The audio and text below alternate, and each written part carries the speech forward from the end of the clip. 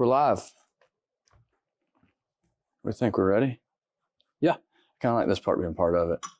What's that? I like this part being part of it. Oh, yeah. Yeah. The not too perfect and like prepared and whatnot, you know? Yeah. Just kind of here we are. We're doing our thing. Yeah, we're just having a conversation and inviting everybody into it. Yeah. Like it. This is Mindset Savage podcast. This is my guest today, David Kelley. Hello. Otherwise known as DK by some. Yeah. People still call you that? They do. Actually, it's funny. I tried years ago to get away from DK. Yeah. Just kind of wanted a fresh start. Right. And when I tried to get away from it, more people started calling me that. Really? So, yeah. So I luckily got away from my nickname. I remember your nickname. Luckily. It was hard. Was it? Yeah. Maybe 5 or 6 people still use it. Yeah. But it's because they've called me that for 20 plus years. Right. And then if they used my real name, I wouldn't probably even acknowledge it. Listen, man, it's been difficult for me to overcome that because when we were kids, that's just what I remembered you as. Right. You know? Yeah. So yeah. But once I got into a more professional setting, I kind of required it to be a need. Right. It was hard, but part of the reason necessary. I was trying to get away from DK and just have everybody call me David, but man, DK is just hanging around. Yeah. So I at this point I'm 40 Roll with years old, embrace it. Yeah. It's not as bad as what some others could be. It could Mine be a just lot worse. didn't make sense. It needed an explanation Right. every time, and I'm tired of having to explain it. Yeah. It doesn't even make sense, really, you know? Well, tell the people a little bit about yourself. Yeah. So, man, a lot to tell. I grew up in East Tennessee, originally from Montgomery, Alabama. Family moved here when I was young. So East Tennessee's home. Love it here. Yeah. Deeply ingrained in the community and with, kind of the culture here. I love it. Yeah. But man. How old were you when you moved? 7. 7. So I've been here for 33 years. The majority of your life is here, for sure. Yeah. But love to travel the world, just have a love for people. And, I'm hoping that we get into some of my story today too. But have a wife, Katie, who is just incredible. She's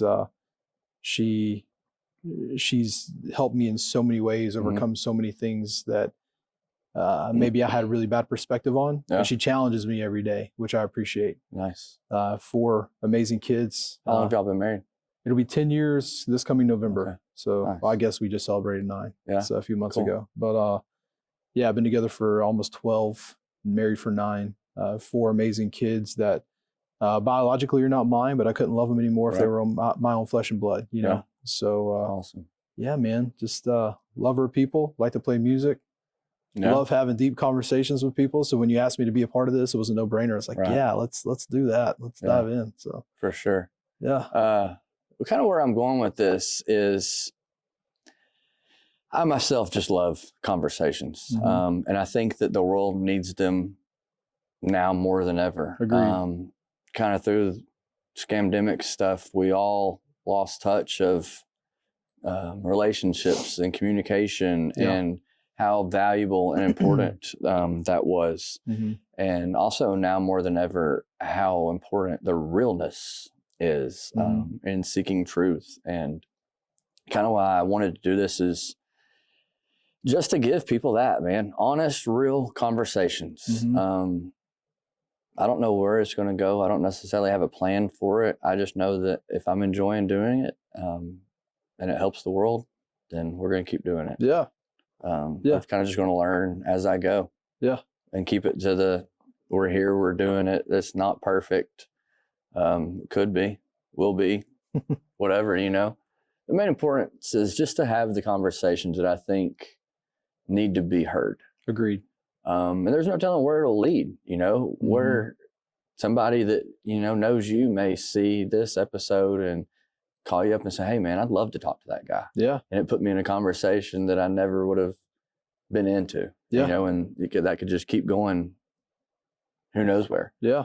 And I love to travel too, and having a mobile setup, I'd love to get to the point where people call me and say they'd love to do it and fly out and drive out, whatever it may be. Yeah.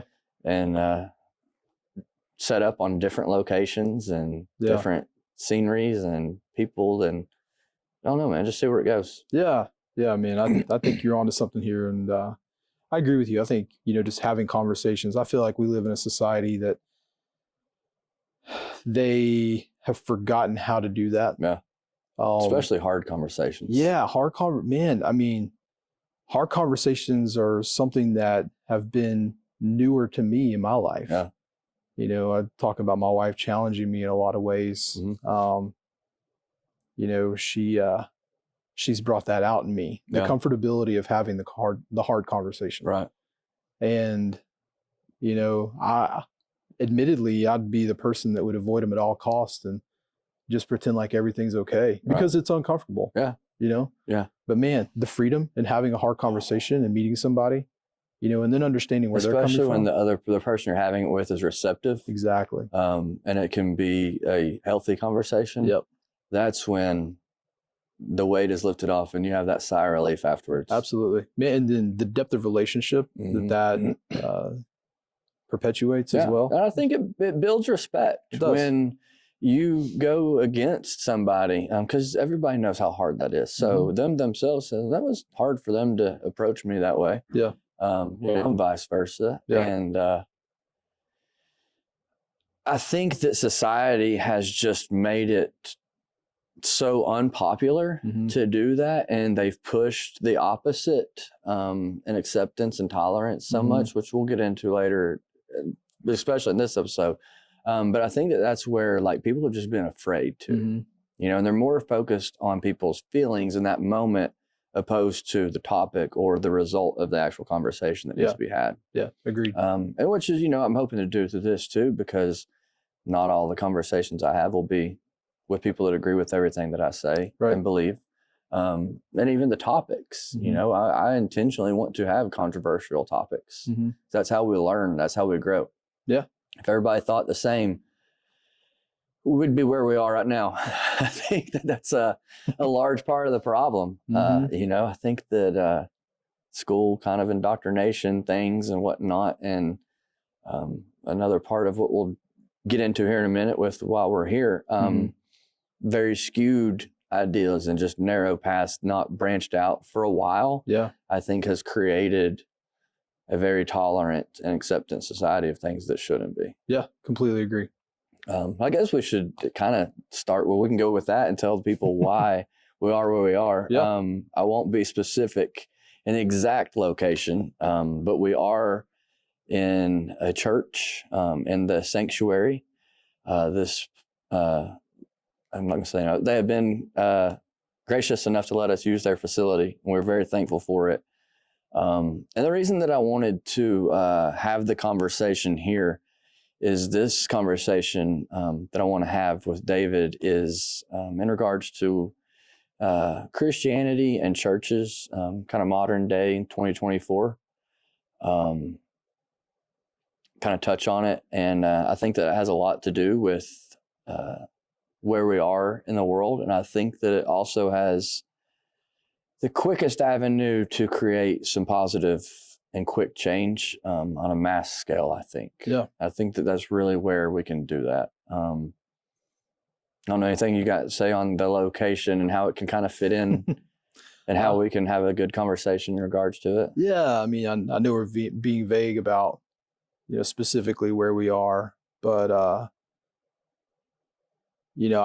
agree. I think, man, there's very well-intentioned people in the church that love fiercely, and we need a lot of that. Unfortunately, I think that kind of where the American westernized evangelical church has led people is not in every scenario, but often very unhealthy. Right.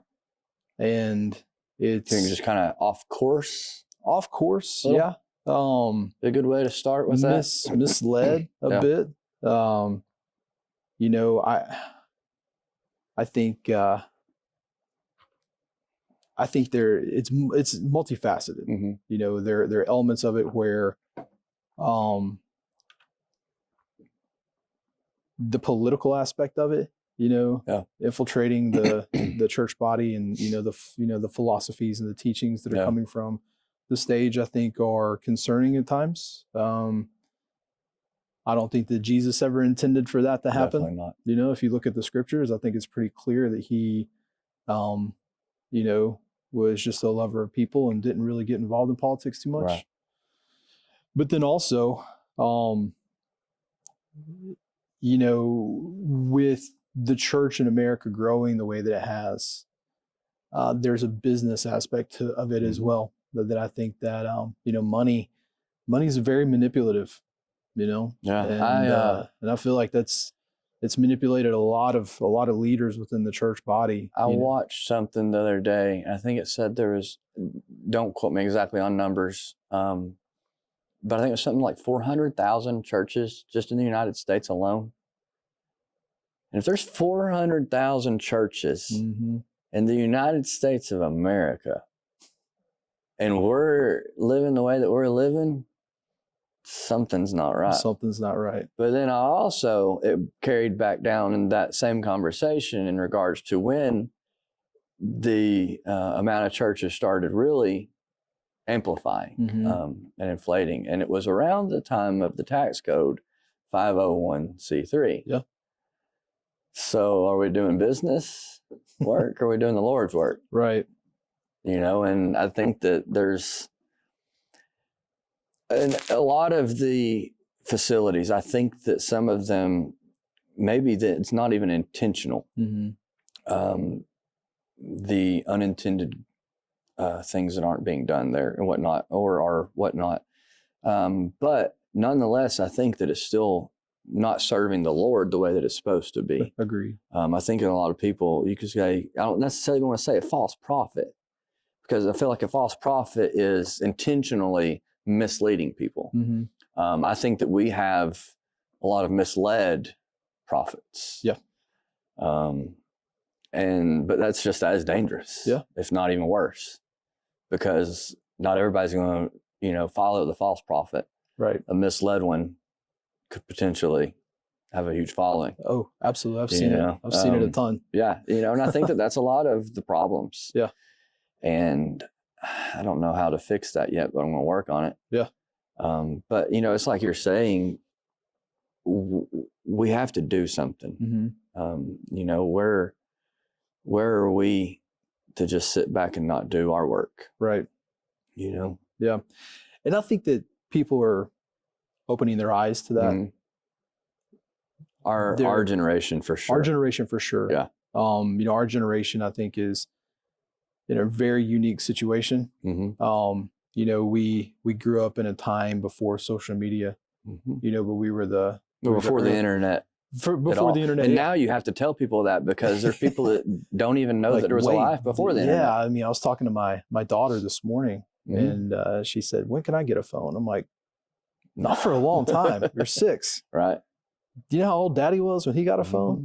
And but we were the early adopters of all that. We were the first ones to dive in. And we have like this 1 foot into what pre-internet world was. And 1 foot in what the current state of affairs are. But I think that the shiny new toy of the internet and all that it has to offer, social media and all those things, is the shininess is wearing off a bit for our generation, and we're starting to remember the richness of life and how fulfilling it was to sit down and have a conversation or go play outside. Right. Do things that are fulfilling to us and not just mindless, and then you look around and you see, we're talking about churches. You see, there are oftentimes just doing the trendy thing, to try to get butts and seats. Right. And man, butts and seats are great, but what's the depends on the message that they're hearing. Exactly. I mean, what is the ulterior motive there? Yeah. And man, I've lived it. I've been on both sides of it. Yeah. I've been on staff at churches before, and I'm not going to dog anybody or say anything negative towards anybody specifically, but I've seen the intricacies of of the things that are not right, or at least I believe that are not right. More of a social environment, per se. Yeah, social and self-serving. Too. And some again, of these that create an entire environment around their facility, I guess, per se. With apparel and all the trendy stuff and this, that, and the other that doesn't represent what I would think a church house should represent at all. And it's like, it's completely misleading. But it's it's that shiny new object. It's where everybody wants to go. It's what they want to be a part of. But it feels good to be a part of something. Right. Before we started, you and I were talking about, the struggles of doing life on your own, and we talked about briefly how, we are designed to be in community. And so, that's something that, a church house facilitates, is community. And so it feels good. You leave oftentimes on a Sunday morning, man, that was a really good word. Like, I feel really good about that. And you're always going to be accepted there. Right. Yeah. Well, for the most part. Hope so. If you're involved in it, sure. Yes. A new person per se, maybe not. But if you're already involved in the community, you do feel accepted. So it feels more comfortable. Yeah. And, there are a lot of really wonderful things about, the way that it's set up. But there are some concerns. And when you take a step back and you look at, you look at some of the problems that are surrounding our society as a whole, and you think about there's 400,000 churches across the United States, and we're just, even with all of those facilities and all those bodies of believers, man, we are still just falling away from Jesus at a higher percentage than we ever have before. We're barely hanging on. I feel like we've been falling away. We're on strings right now. Yeah. And there are people, I don't know if you're familiar with the deconstruction movement that's, kind of been,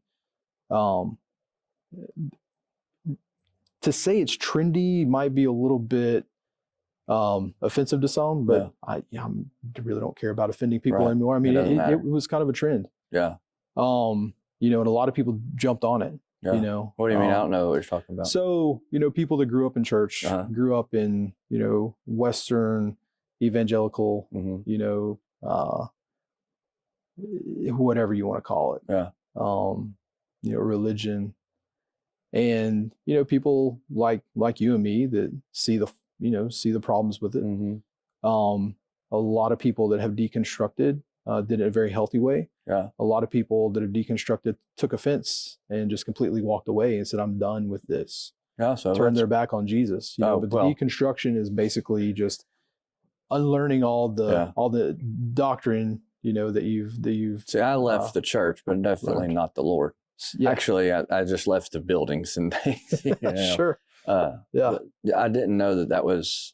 I've been seeing some things online with people, from our generation, really understanding what's been going on with how we've been lied to, and the indoctrination of things and manipulations, whatnot.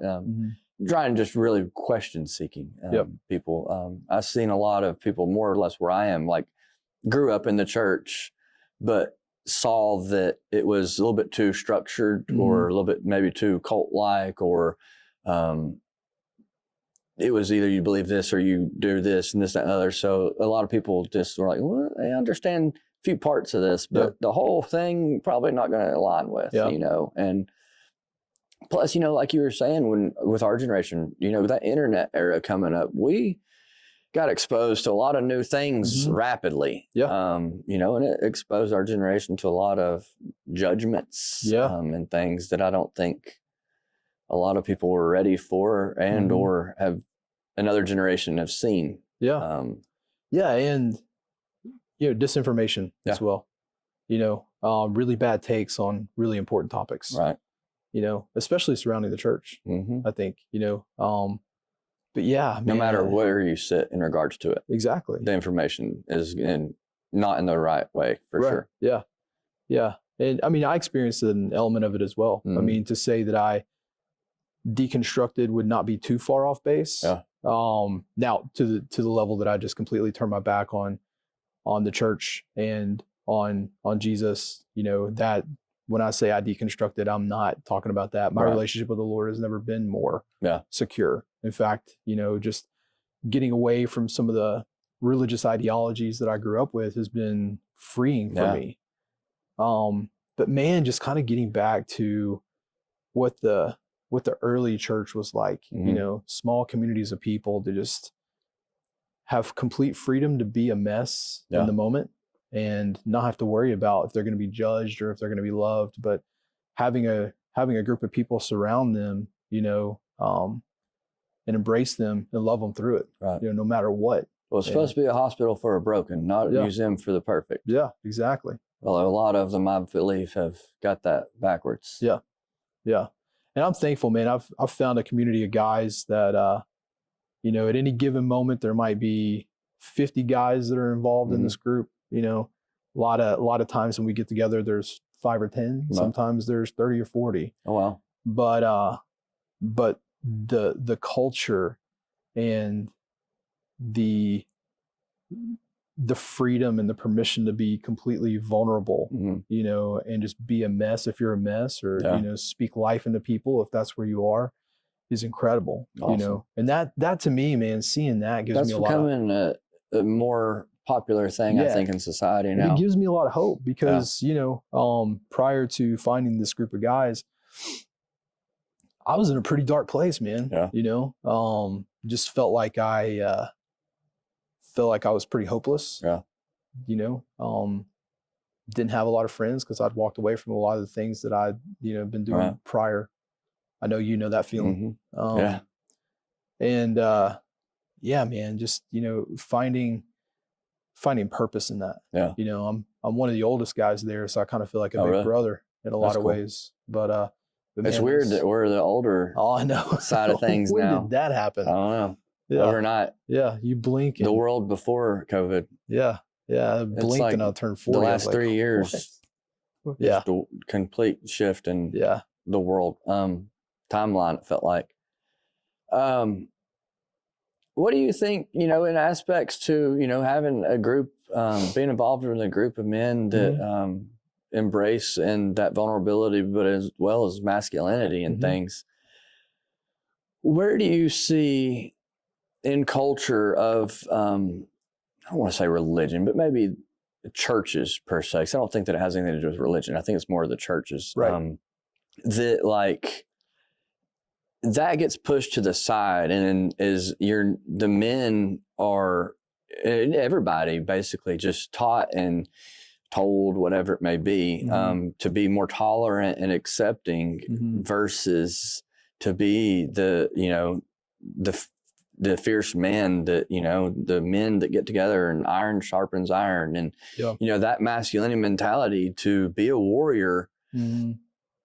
Where do you think in the churches, society, culture, maybe church culture, maybe that shift kind of went in the opposite direction? Man, I wish I knew. I've noticed that too.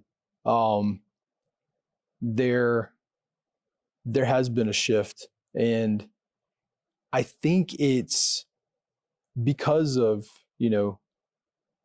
wanting to not be offensive and, keeping butts in seats. I think that there are a lot of topics of conversation that, several bodies are afraid to get into. And this is what because men traditionally have, we're the ones that are supposed to be strong and, hold it all together and be the leaders and, not show emotion and, not be dependent upon other people to help us out, when our wives are having a hard time, to be the rock. Right. When it changed for me, so my wife and I have been pretty open about this. Yeah. We've dealt with some fertility issues, and we're still believing for a biological baby. Right. But it's been an 8-year journey for us at this point, and we're not going to give up on that.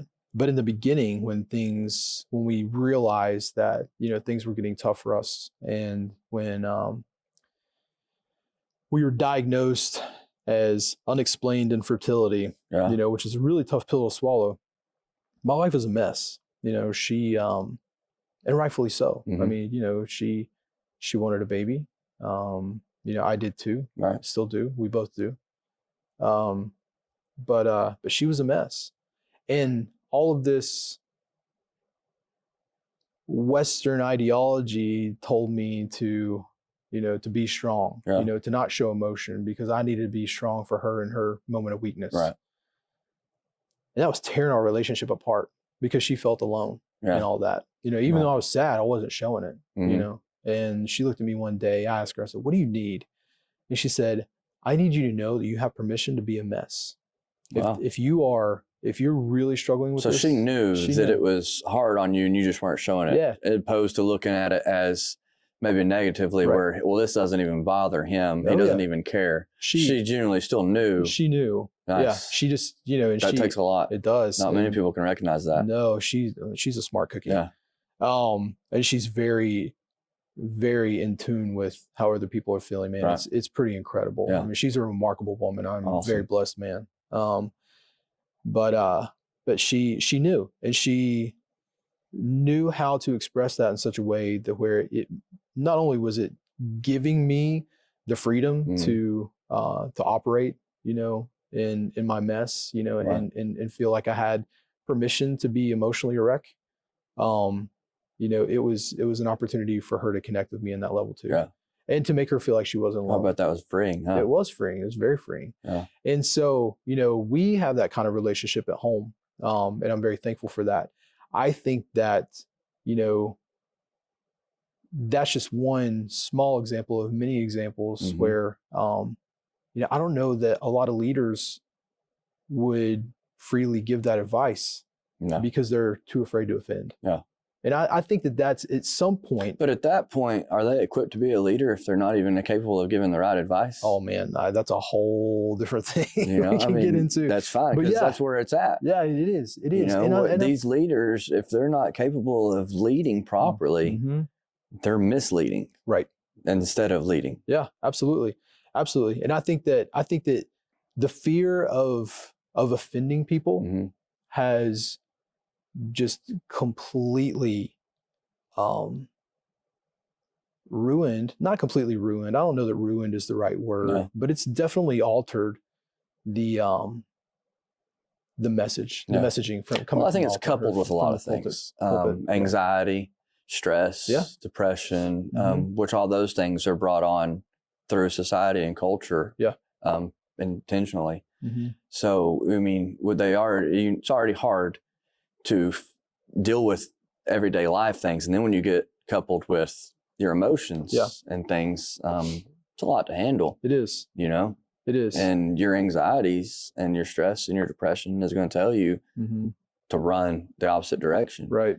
And then, you know, so you are. But then when you go to the church house where you're supposed to find the right leadership and the answers and things, and they're telling you the same things, it's not going to take very long before you just throw in the towel and give up on it. Yeah. You know? Yeah. Yeah. Or maybe not even giving misleading information, but maybe just not giving any information at all, you know, or any sort of feedback. Yeah. You know, I think people are afraid to say, I don't know. Let me find out the answer and get back to you. Man, I tell you. People are just too afraid to look like they don't know the answer. So they'll just give whatever they're firing from the hip with. Yeah, absolutely. That's dangerous. And it is dangerous. And I feel like there's been this false sense of having it all together that you need to have as a leader. Yeah. You know, that has caused a lot of people in leadership positions to, you know, to speak from the hip and not really know what they're talking about, you know, and giving really bad advice. Yeah.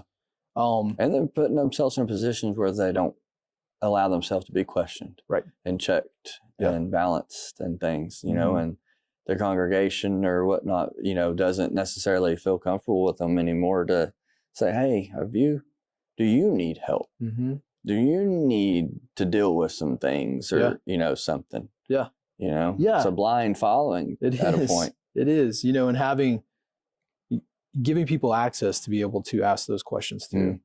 You know, I had lunch with my boss the other day, and I don't work in a church, you know, so this is completely outside of, you know, the conversation that we're specifically having, but I think it, you know, makes a really good point here.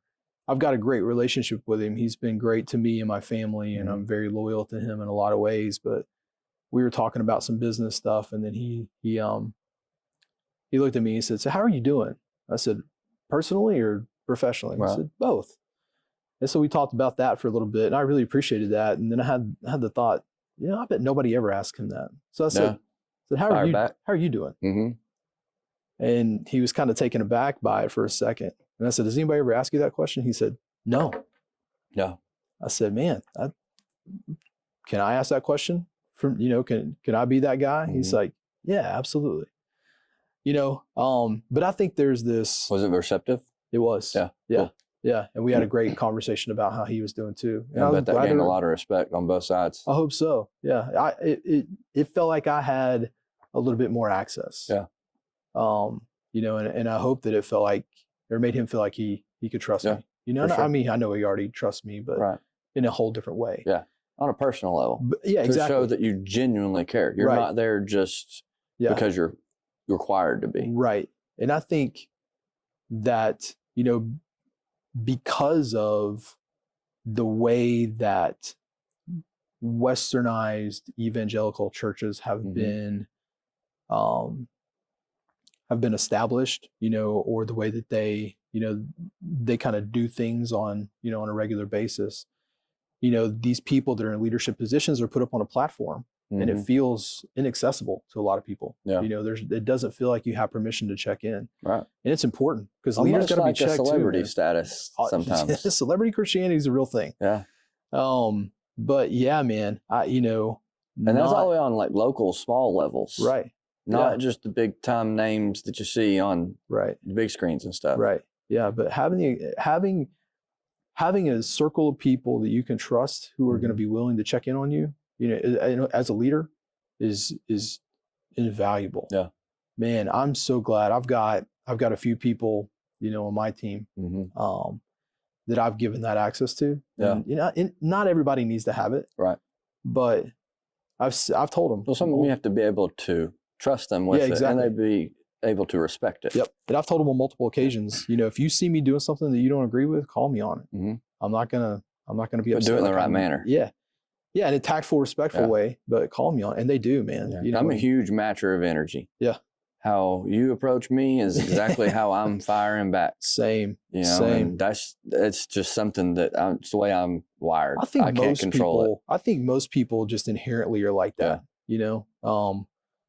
If somebody's coming at you, just shooting darts. I mean, you're gonna put up your defenses. You're gonna fire right back. Right. You're not gonna be able to have a conversation.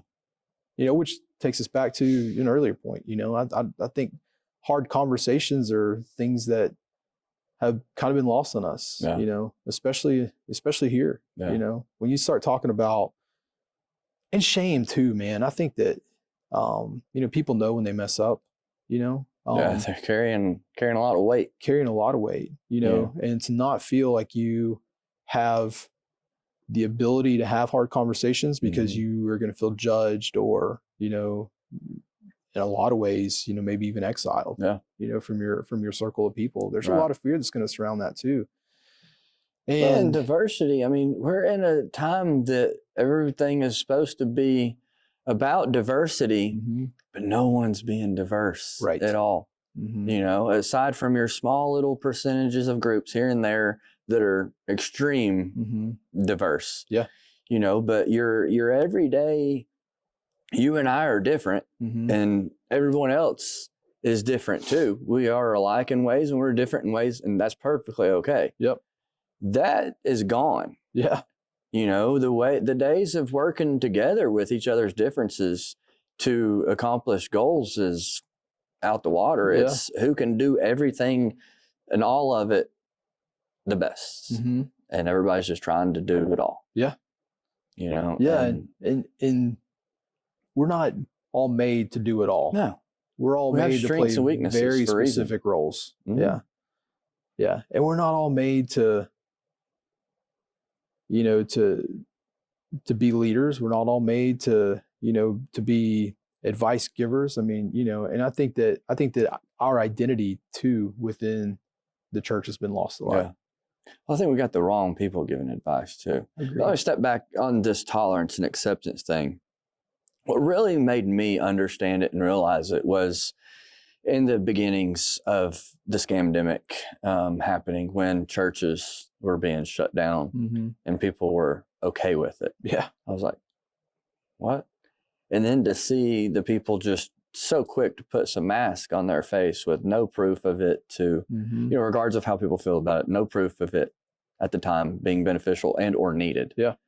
And just to see the amount of people, as things were coming out that it maybe was true or not true, whatever, to see that many people just be tolerant and acceptant of things like this. Yeah. No one's going to come between me and the way that I worship. Right. And nobody's going to come between me and my beliefs and the way that I care for myself or my community. And to see so many people that were supposed to be of good faith and strong in the church and things just cower down. Yeah.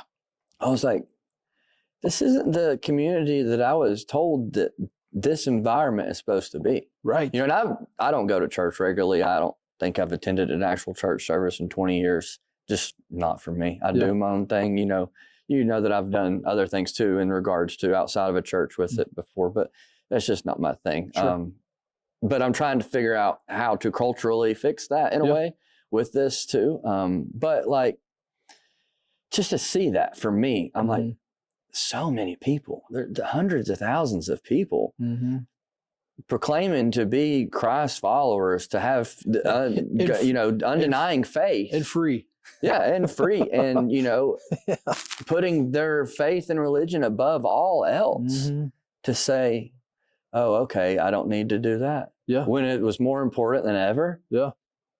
Doesn't make sense to me. No. And to see the pedophilia, the transgender stuff, regardless of how you feel about it, the way that it's being manipulated and used. Yeah. And to see so many Christians sitting by quietly, not saying anything, accepting and having tolerance. Yeah. That's where I'm looking at it now in a magnifying glass. And where's the problems? Right. What's really going on? Because you've got all these people that as soon as somebody on the TV tells them that they're not going to go worship anymore, to say, okay. Yeah. That doesn't make any sense to me. Yeah. Well, it's an identity crisis. At all, right. Yeah. But where's the Lord and their faith then and all that? Yeah. Yeah. It's hard to see. It's been a struggle for me the past few years, because I don't necessarily hate the church. I definitely don't. Well, I don't know if I hate religion or not. I don't like religion currently. But I don't know if that's because the way it's been manipulated or if it itself was created for the manipulation. Right. And it's just something that I've been questioning and looking for answers in regards to. But just to see so many people, and for me, not being a member of a church and a church goer, I get judged a lot. Sure. In my regards to faith and things, you know, and I don't have to tell people what my beliefs are and where my faith stands. I try to be a good example, at least, and, show it through that. But, it's mind blowing to me that when I'm speaking out in this time to try to help others, all the people that are, prominent in communities and things and involved in churches are the ones that are judging me and putting me down while they're sitting at home, not practicing their faith anymore. Yeah, man, I couldn't wrap my head around. Yeah, I saw it. I remember seeing you get a lot of hate from you just standing on your principles and what your beliefs were. Yeah, and quite frankly, there were some things that happened during the height of like the lockdowns and all that, that had me questioning, like, what is the right thing to do? Yeah. And then I remember seeing a lot of your stuff and thinking, man, like, yeah, this guy, he gets it. You know, he understands that, we are free, we're a lot of us are just kind of blindly following, something that's not confirmed, or been proven. But we're blindly following a government that we all know doesn't really have our best interest at heart. Not at all. We knew that before this game didn't happen. Yeah, we did. We just didn't realize how bad it was. I think, I'm one of those that kind of knew, but seeing guys like you, just stand firm on your principles and everything really helped me to understand just how bad it was. Right. And that really opened my eyes a lot too. Yeah. And looking back at it now, I realized that a lot of those people were just speaking out of emotion. They were. And not understanding how I was thinking. Right. And I said a lot of things in questions, and I worded them as questions, but not because I was curious. Yeah. It was my interpretation of, I was at least getting them to ask themselves that question once as they read it. Yeah. And at least provoke some thoughts and the gears to turn. At the time, I didn't realize, how emotionally involved people were in things, because I'm just thinking clearly. Right. I see it. It was black and white to me. I knew everything. I didn't know how to approach the conversations properly, and definitely typing on screens is a hard way to get a message across anyways. I wasn't comfortable with the video format at the time. Right. But I understand now, a lot of it was just an emotional reaction. Yeah. But at the same point, if you're at a point where you can get that so emotional, where are you at in your life that you need to work on some things to be able to think logically when it's very important and to not think with emotion? Yeah. Yeah. And, I think you're spot on. People were absolutely responding out of emotion, specifically fear. Yeah. Or confusion. Yeah. But just chaos, like regardless, none of those emotions were positive. Right. None of those emotions were beneficial to society. And I believe, to your point, why was the church shutting down? And it should have been the strongest in the community. Yeah, man. Should have been the one saying, this is where we are. This is what's happening. It should have been the leaders. We don't listen to this. We believe in these principles. And this is the book that we go by. And when you're grounded in biblical principle, and you're relentlessly pursuing the love of Christ, fear is not present. Not a question. Yeah. No, it's not even a factor. It's not chaotic. So I absolutely agree with you. We missed the mark in a lot of ways as the body. And I think it was even, again, going back to being afraid to, again, fear, being afraid to offend. I've got a friend who, he's younger than I am. He's actually a member here. And that was one of my connections here. But he just so boldly proclaims what he believes, and is so grounded in biblical principle, and he doesn't care if he offends. Now, not to the point to like, I'm just going to offend you, and that's going to be okay. So it's not intentional. It's not intentional offense. But if it happens, but then if it that's just a offends people, byproduct. and then he'll follow up with them, and explain where he's coming from, but he doesn't waver in what he believes. See, my intentions weren't to tell people that they were stupid and that they were wrong or anything. But if that's what they heard, that wasn't my intentions, But we also, and I feel like it's misleading from this type of environment, we're not programmed or even taught anymore to have empathy. And to look at things from someone else's perspective. Just because someone else was emotional and a wreck in the brain and couldn't see what I could see, didn't mean that I was feeling the way that they were just saying what I was saying. I didn't feel the way that they felt. I was in complete, total, okay, I'm fine. I see what's going on. No emotion involved at all. Which is why I tried to speak the way that I did, thought-provoking wise, for the most part. And other times I did kind of get hot and heated, but I was going through a lot too. And messages, I was having people tell me they wish that I got the virus and died. And death threats and weird things happening around town and stuff like. a lot of things people don't understand that I voluntarily put myself through, to help people. But I think that that's something that can really be changed in the church, in that emotional and thought process, because if we get away from the tolerant and acceptant, then we get to start being ourselves, and we get to have diversity amongst ourselves. Yeah. And then we get to question things, and we get to look at things through other eyes and have empathy.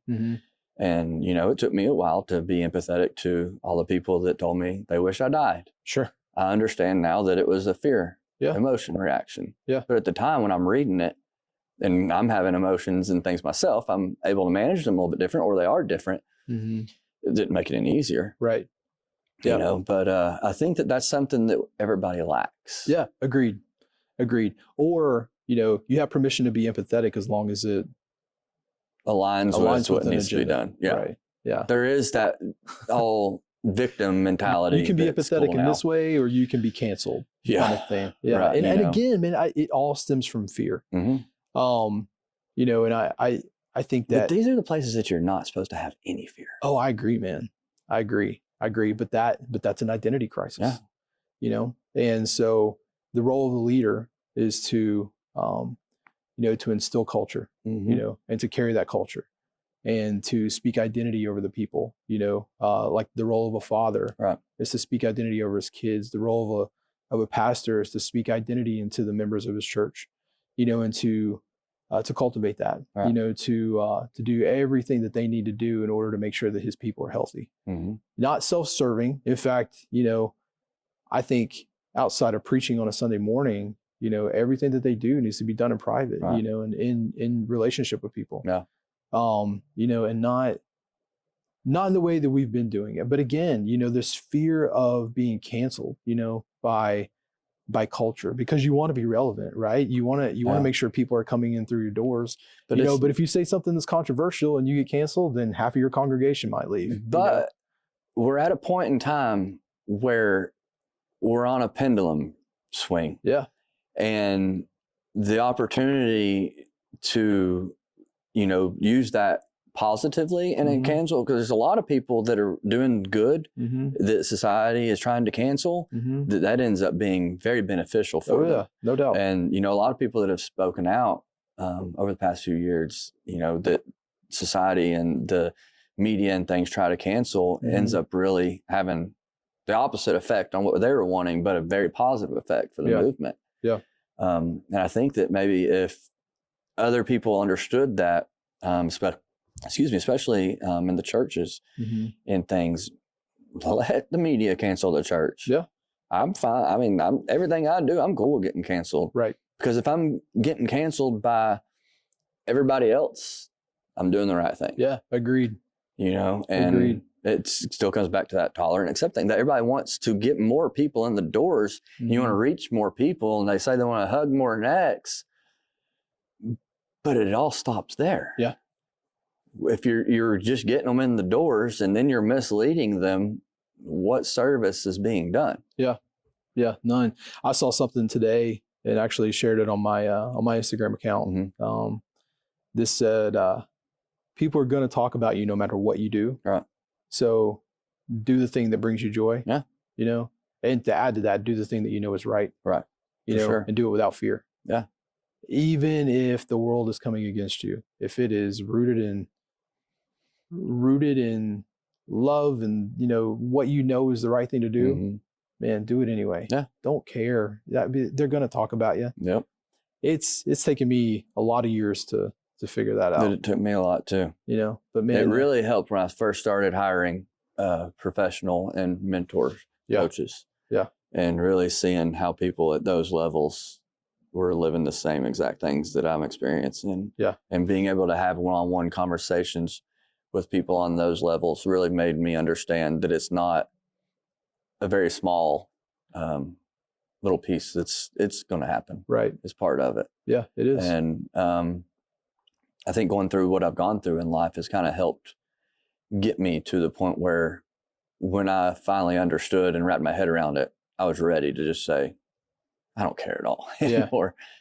I'm where I am now. But it's got me to where I have the confidence. I'm at a level where I am above all the naysayers now. Mhm. So everybody that's hating on me now is below me. Before, some of them were above me, I thought, per se, because if they are talking down on you, they're not, for sure. Right. But I may have thought that, not realized it because society tells me otherwise, or I might have felt it because of other things.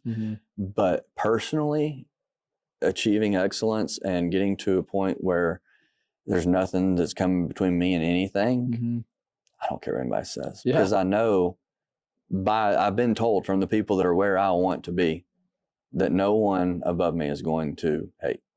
Yeah. So when you know that and you're confident in it and you rewire your perspective and your mindset to say, I'm going for the hate. Because that's what the Lord did. Who did he hang out with? Oh yeah, Not man. the popular Not crowd. the popular crowd.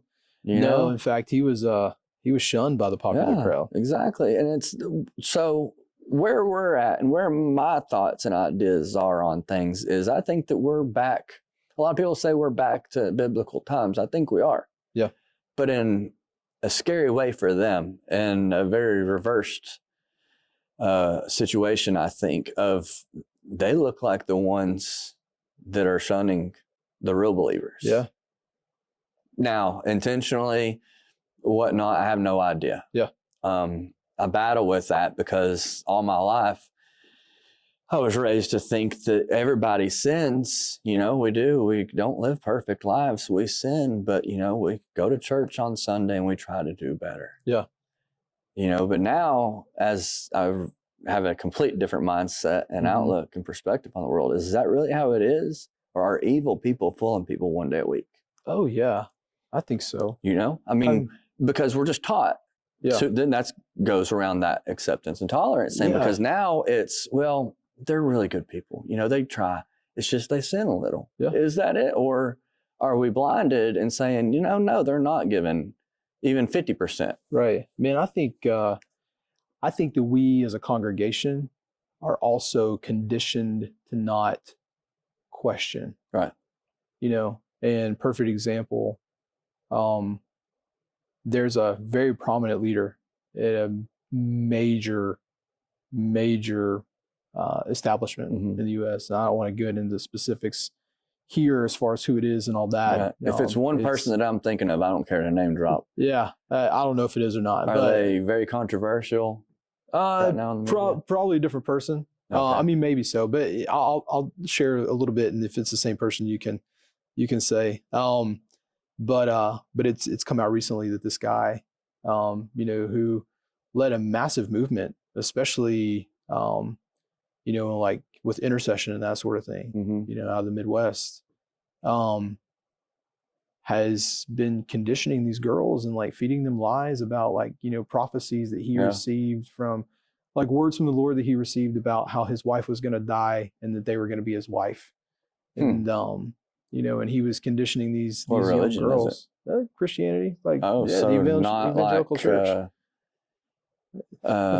What is that in Utah that they do? Like the Mormon church? Yes, yeah. That they believe in. No, I mean, same. So no, it's... No, yeah, I mean, non-denominational, like very well-known establishment. But, you know, and there's some really nasty things that have come out about this guy. Yeah. You know, but, and there were people that could see it happening as well. Yeah. And were so afraid to come out, you know, because of what might happen to them, that they didn't call it out for years. So they cared more about themselves than the young women that were being in a lot of ways. Yeah. Yeah. Wow. And now these women are, you know, have been abused and are living with trauma. Because again, there was fear and there was this conditioning to not question or not call things out. Right. So yes, listen, man, I know some pastors, you know, who are really, really godly men and women too, for that matter. Oh, yeah. You know, that I would trust with my life, you know, that I know on a personal level. Right. And, you know, I would trust them in a heartbeat if something came up and I needed them. Yeah. You know, but there are a lot of people who were probably in the beginning well-intentioned. Yeah. That, you know, weren't letting people in, you know, to ask the hard questions. Yeah. You know, and this little bit of sin that they were struggling with, like this little thing, it festered and became a big thing. Yeah. And then you it got kind of to the lose point control where, after. yeah, over and then it. you lose control, and and then you're still on Sunday mornings leading people, Mhm. but not from a place of authenticity. Right. With you're good intention. you're hiding your ugly stuff. Yeah. And Everybody's good up until they're not. right.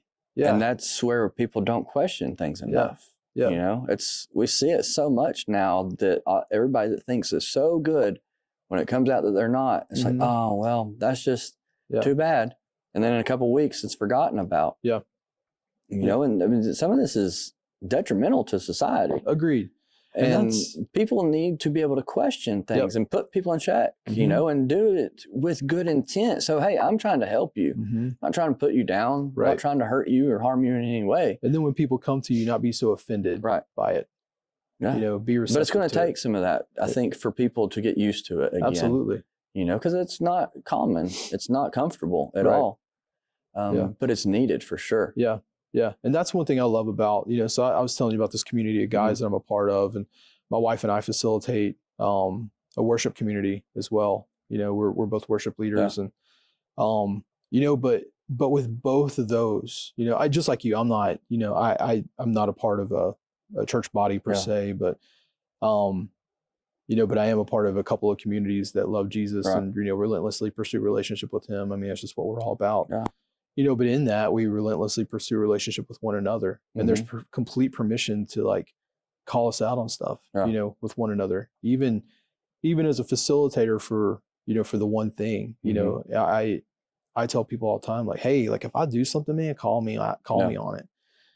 I've learned to love it. I have too, because I'm in such a pursuit of excellence. Right, and how can when you do that, I can figure out what's going on, how to perfect it, and how move can forward. How can you grow without somebody pointing things out? You can't. You can't. Yeah.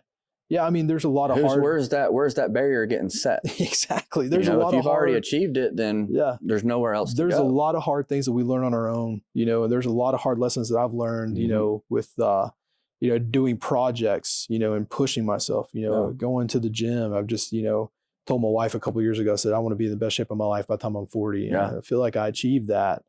Still not where I want to be, but man, like just, as long as you're not where you were. Exactly. But embracing the suck, and being willing to do the hard things has really helped me to grow.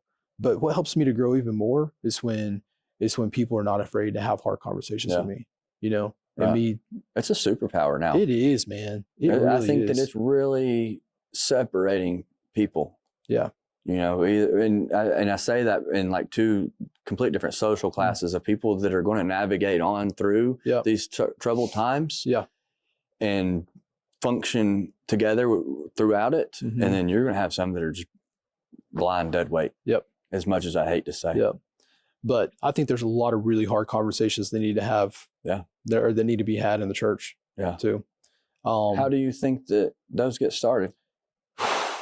Man.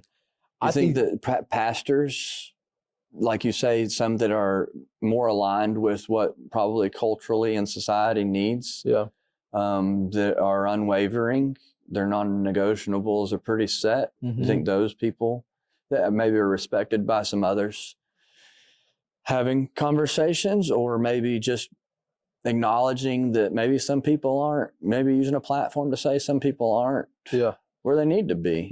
Or is it the church community? I think it's addressing it. I think it's a little bit of all of that. I think or maybe outside of the church community, like myself, challenging them to say, hey, I'm not a member of what you practice and what you've got going on, but I am a believer of Christ and a follower, and I don't agree with what you do. And I don't align with what you do. And I think that if you want to get more people like myself in that community, you make it more of what it's supposed to be. I think conversations like that need to be had. I think there's probably some brokenness that needs to happen. Just organically. For some people, I think some people need to let their inner circle know that they have permission to call them out. Right. Maybe the little individual communities inside of a church kind of appoint Yeah. some I people don't know maybe, that or there's at least start having the conversations Right. amongst themselves. Yeah. I don't know that there's a one size fits all for it. Right. There's so my wife went to ministry school in Texas, and you know, through her, this was before we got married, but we were dating at the time, and through her, I met some really wonderful people that were in leadership at the church that she was at. Mm-hmm. And kind of the way that they have it is, you know, you have your pastor and his wife, who's also looked at as in a pastoral role. Yeah.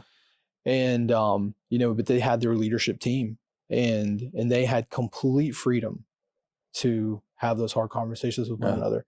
And have they done everything perfectly? No. Right. You know, but man, are they healthy, you know, in the way that they navigate hard stuff? Yeah. For the most part, I can think of a couple of things that happen, you know, that were really difficult for some people. Well, if you don't have slip ups and failures, you're not going to grow. But man, but I've seen through some of the difficult things that happen with them, I've seen restoration, and I've seen people be able to overcome offense. Yeah. And that's how you build validation. Exactly. You know? Yeah.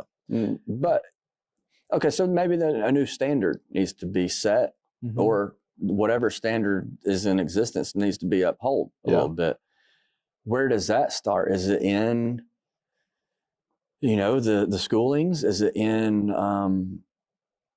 kind of the way that people are brought to become led to be a leader, or is it after those and in the community? Does it start leading way? Where do you see, or how can we try to figure out where that gap is and how to bridge it? I think it's at home. Yeah. Yeah. I think it's just culture and society. I do, you know, and I mentioned this to you earlier. I think the single largest epidemic that we are up against right now in our society is fatherlessness in the home.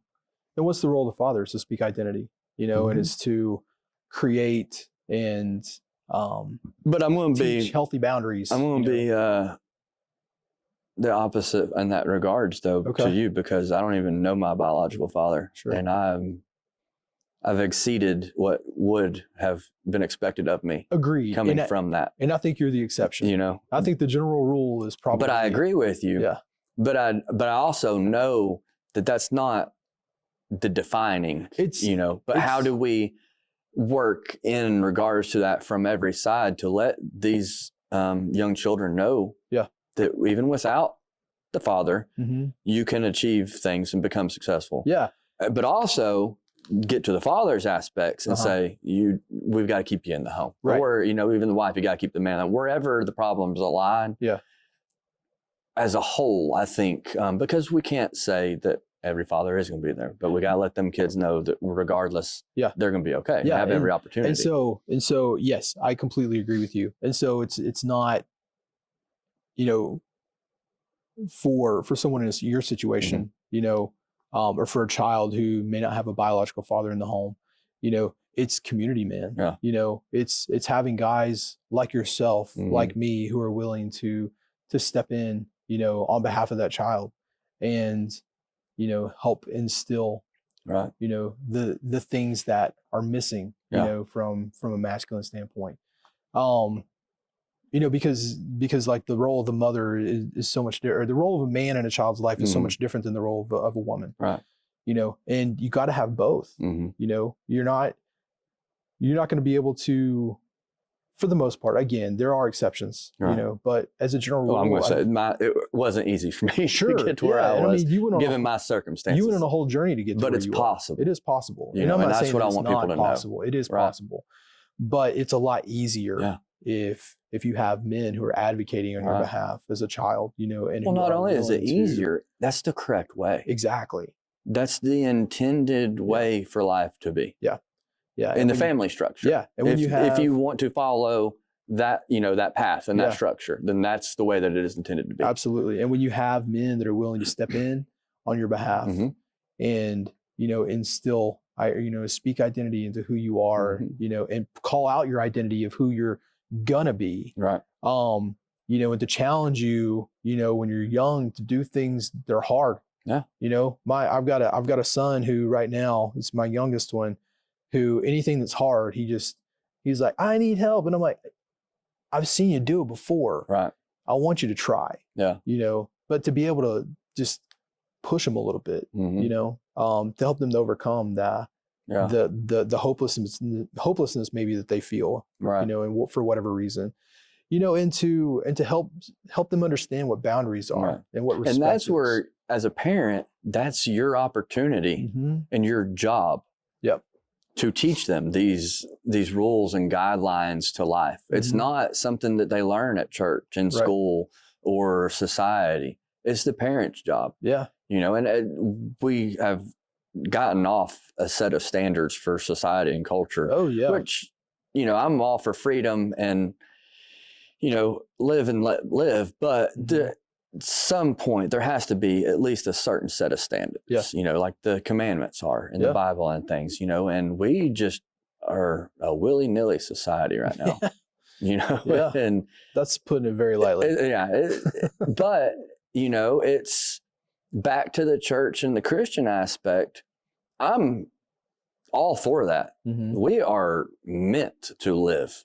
And we Mhm. are meant to explore, and we're meant to question things. We're meant to figure out our purpose and to fulfill it. Mhm. And we're just meant to be wild creatures. Yeah. You know? Yeah. But you look at where we're at in society now in regards to the religion and Christian churches and things, and it's a bunch of tamed, watered down individuals. Oh yeah, man. Not fighting for the Lord, Yeah. and in fear,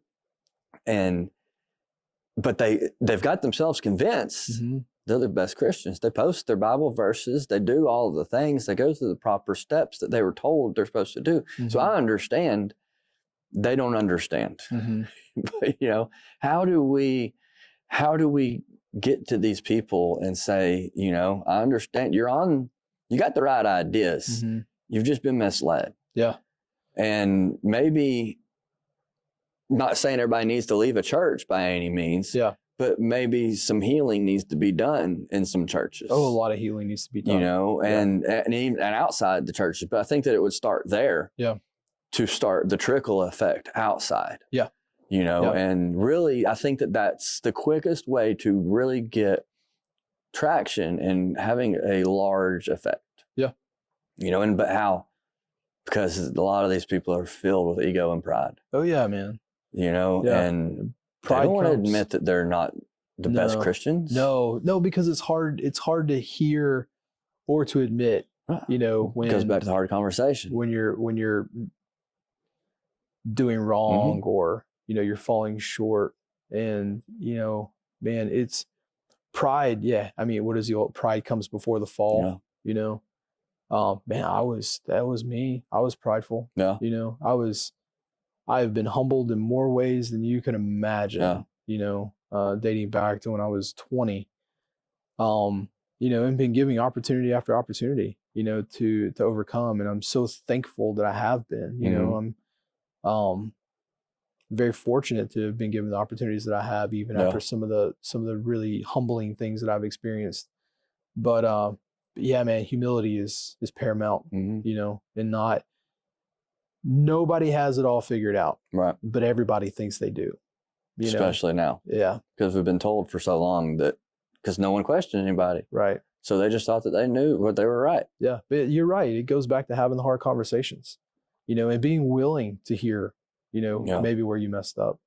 I keep talking about my relationship with my wife. But I think aside from that, but you have to have the understanding and acceptance. Yeah, you do. So aside from being willing, yeah, you have to be open in regards to say, you know, I am a good person. I am a Christ follower. I do believe in this, that, and other. But when the government said, don't leave your house, you can't go to church, I said, okay, how long do I need to stay here? Nothing's coming between me and my relationship with the Lord. Right. And that has to be number one for anything to follow. Yeah. Agreed. And what I was going to mention a moment ago, you know, I know I keep referencing my relationship with my wife, you know, but you know, she has done a really great job of questioning me when need be, and calling things out when she sees that I'm, you know, falling short or, you know, not serving her or the home well. Yeah. And how was that in navigating in the beginning? Hard. Yeah. On her end or your end? On mine. Yeah. Yeah. I'm sure it was hard for her too. We've gotten comfortable with it. Yeah. You know? Did you feel like she was attacking you? There were times where it felt a bit like an attack. Yeah. Or questioning your ability, maybe? That too. Yeah.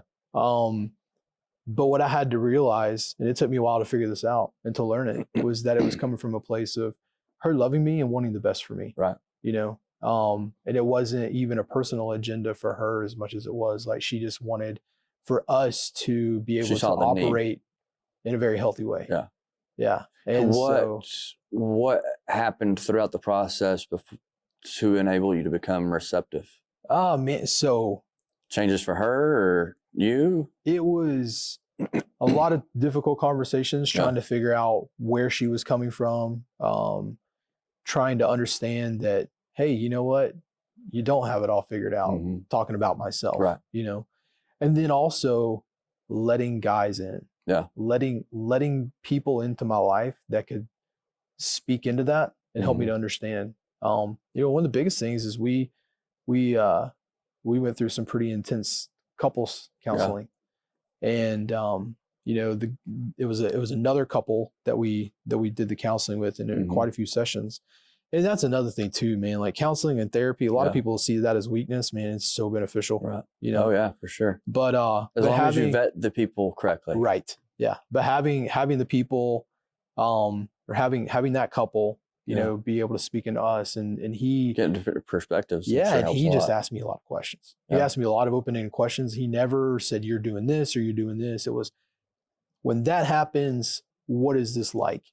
How does it make you feel? You know, how do you think it made her feel when you did that? And it was a lot of open-ended questions that kind of led me to figure out. Well, learning how to communicate. Right, exactly. I think that's something that we lack, because that's something that I've been learning a lot over the past few years, and preparing myself for this journey is that communication part. You know, and I would tell people things and they would just take that completely wrong. Yeah. You know, and I'm like, is it my tone? Is it the words that I'm using? I know I cuss a lot sometimes, but that's... Sorry, I just got a cramp. I'm so sorry. No worries. I'm going to fight through it. You good? I'm good. All right. You know, and I'm like, it's not my intent is good. I'm telling people things out of kindness and love and want them to be better for themselves. Yeah. But they take it and they hear it as a personal attack. Right. And it's been tough on me because I understand that that's an emotional problem on themselves. Yeah. Not my delivery problem. You know, and at first it was, I would just say, you're not understanding, you're not listening to me correctly. You're the problem, you're the problem, you're the problem.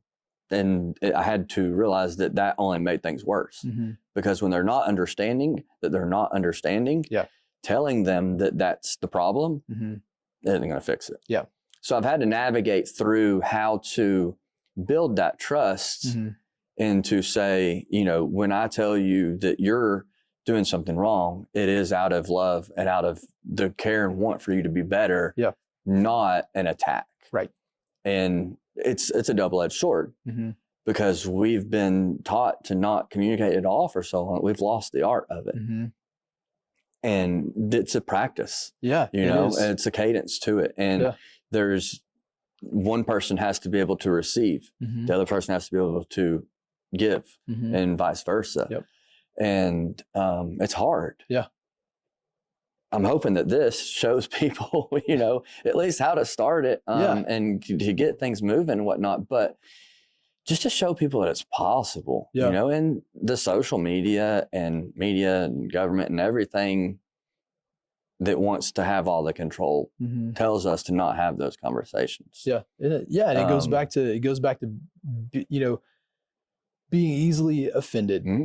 And it's really hard to communicate when offense is just on the table, you know, waiting to attack, you know? Right. What about this? What if, I don't know how it works, excuse me, anymore. I know that there used to be like a Southern Baptist convention that was over certain things, but what if the heads of some things that had some power could speak to some pastors and say, you know, we're going to create some movements. We're going to offend people. We're going to get on the internet and we're going to offend people in a positive way. Yeah. Yeah. but offend them. Right. In a positive way. Yeah. Just think of how large that effect could have. Yeah. Or how large, that could be, and the effect that it can have. Yeah. I mean, and the snowball from there can be all it takes to at least get us moving in a right direction. Yeah. On paper, yeah. Sounds pretty easy. Yeah. I mean, Jesus himself was not afraid to offend, when he was being questioned by the Pharisees, he spoke truth and that offended them. Yeah. And he was okay Wild, with that. Isn't it? Yeah. Yeah. I think as long as the offense is coming from, and maybe not trying to offend people in such a way that's going to hurt them, like at their core, for example, let's say like offend you're them an like idiot this. or anything like that. Get on the internet and say all pedophiles should be eliminated. That's going to be offensive to some people. Right, but that's okay. Yeah. Those are the people that need to be offended. Right. Look at the community that would unite. Oh, yeah. Look at the movement that would have. Yeah. Look at the strength that would build, the confidence that would be had. Yeah.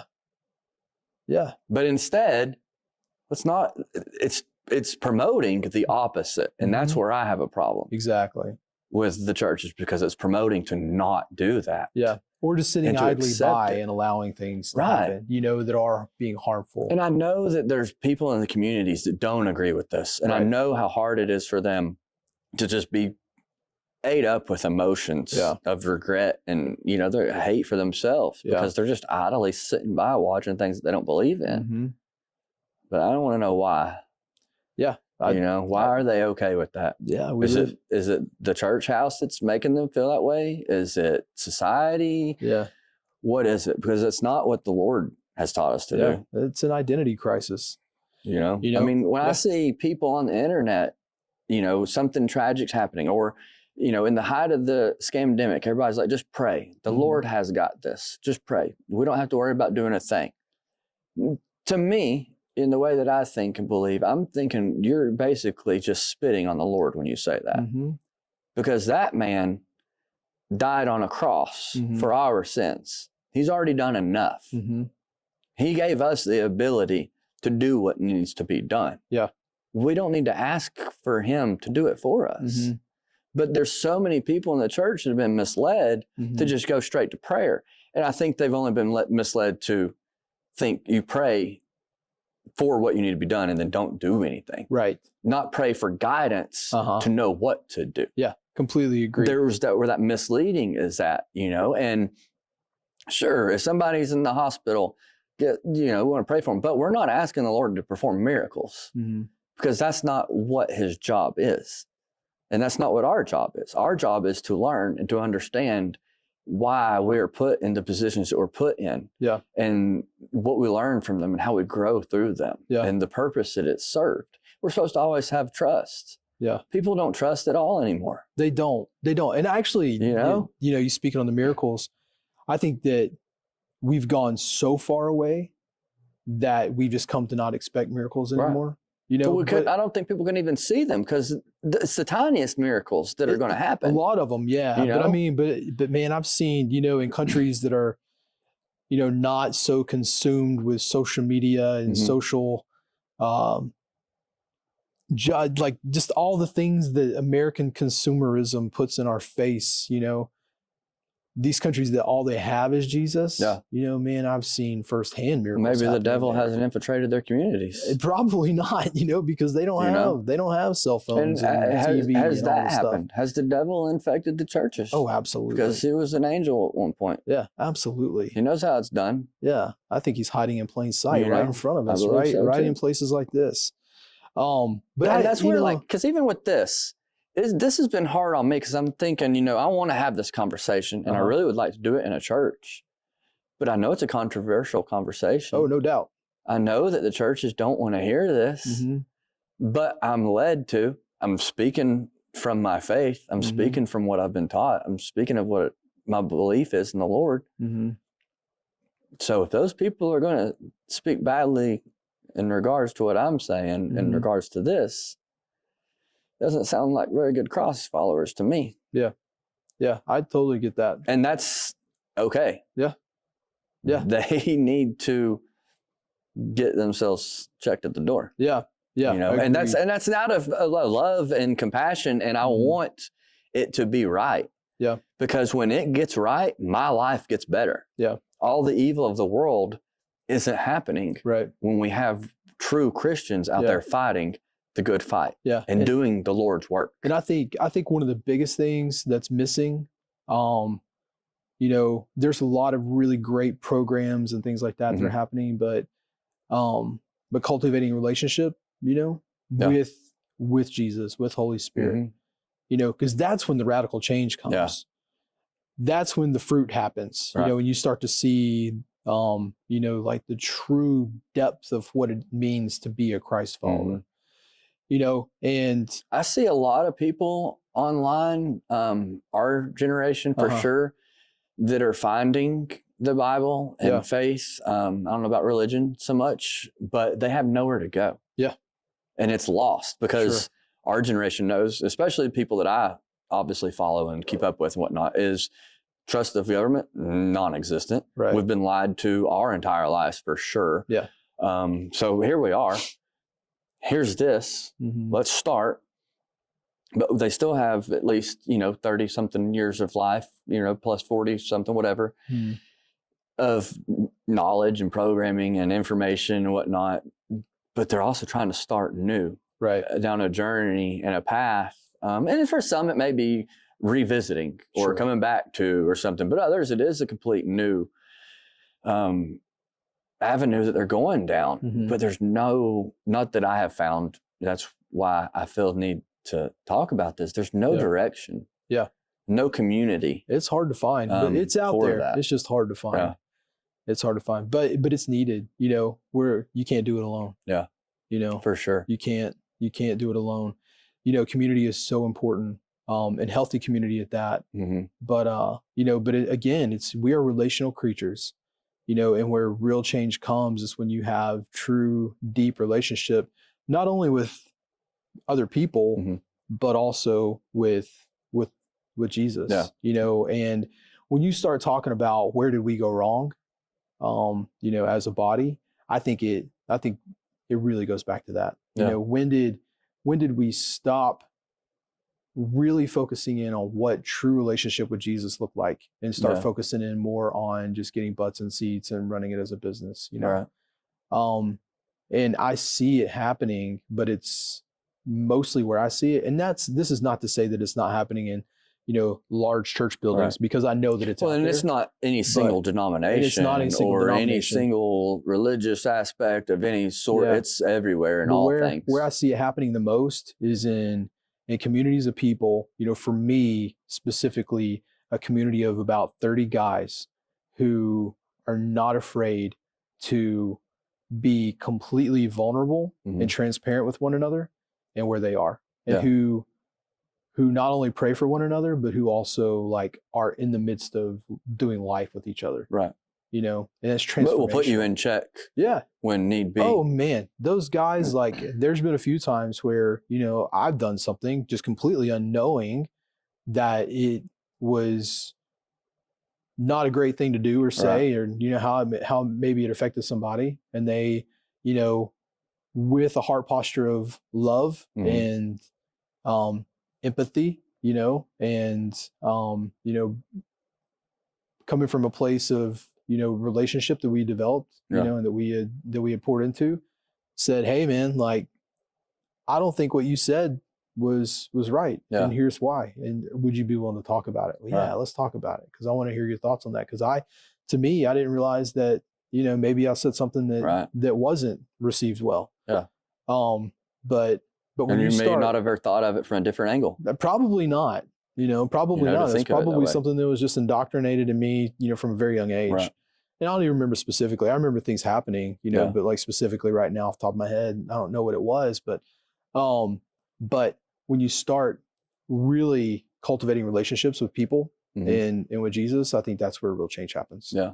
You know, and that's where you start seeing miracles again. That's where you get back to what it was like in the early church, you know, when they were in hiding because they were being persecuted, you know, much like churches in like China and places like that, where Christianity is illegal. You know, Yeah. some of the biggest miracles we're seeing in modern day times are happening in places like that. Yeah. You know, and I agree with you. You know, But I think that the Lord's only going to perform miracles when he knows that it's valuable. Yeah. He's not going to do it just because a group of people sitting at the bar got on the internet and saw that someone needed prayers and they typed out praying. Sure. Yeah. He's not stopping what he's doing to tend to that. Yeah. You know? I have a little bit different perspective on that. I think that he really does like hear our prayers, but you know, you also got to put action. Right. Yeah. Without action, it's just, yeah.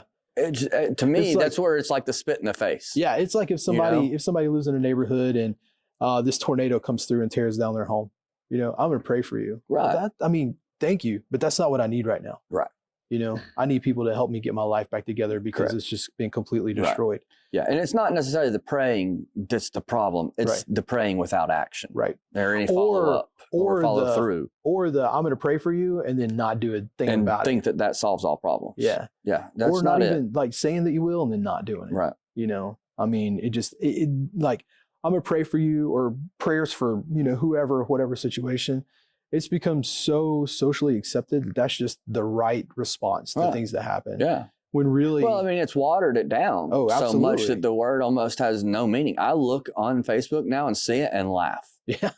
Because I know that people are just saying it to be saying it. Right. There's no intention behind it or follow through, you know, and sure, that's a judgment of myself, but I pay attention enough to see, you know, and that's the valid point that people are just saying it because it's the trendy catchphrase thing to say. It really is. Yeah.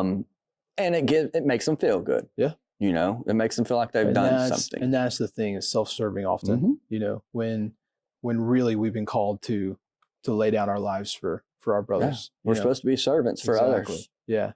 You know, and I think too many people are trying to serve themselves, which understandably they've been misled to understand how to, you know, serve others and be a servant to community before self. Yeah.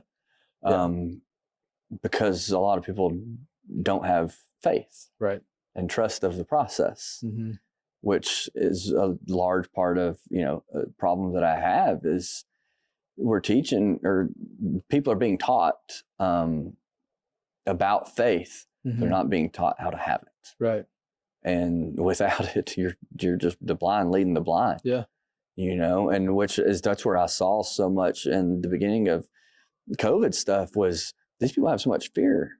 If you have faith in something that you know nothing about, but you don't have any faith in anything else that you do know about, and, you know, the regards between each extreme, we got an issue. Yeah.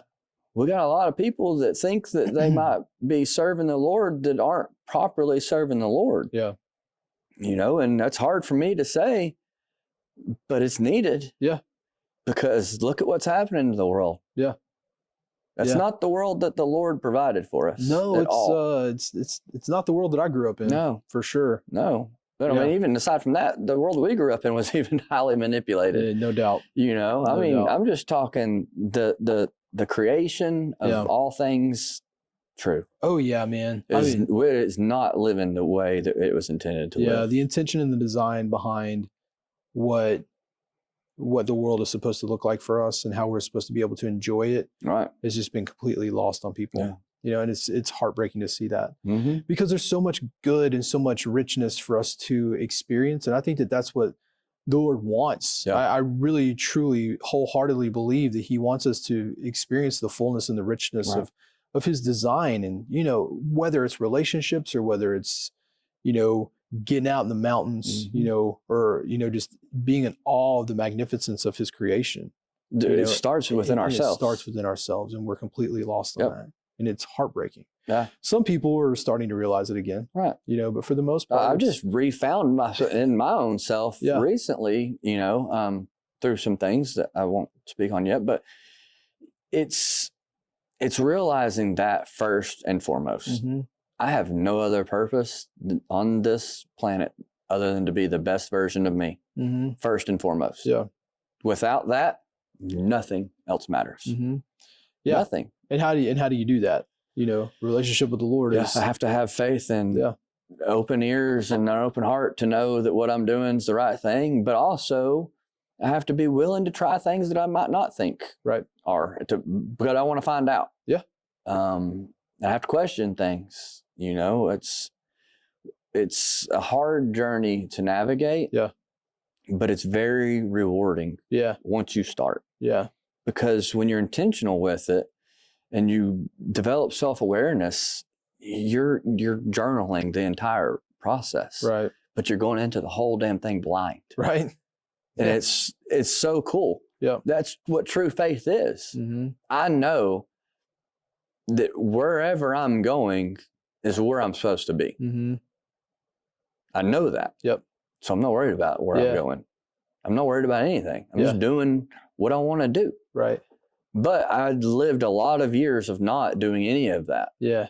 To get here. Yeah. But I also told the Lord as I was going through all the struggles that I went through that if he would get me here, I would wrangle them up and bring everybody with me. Right.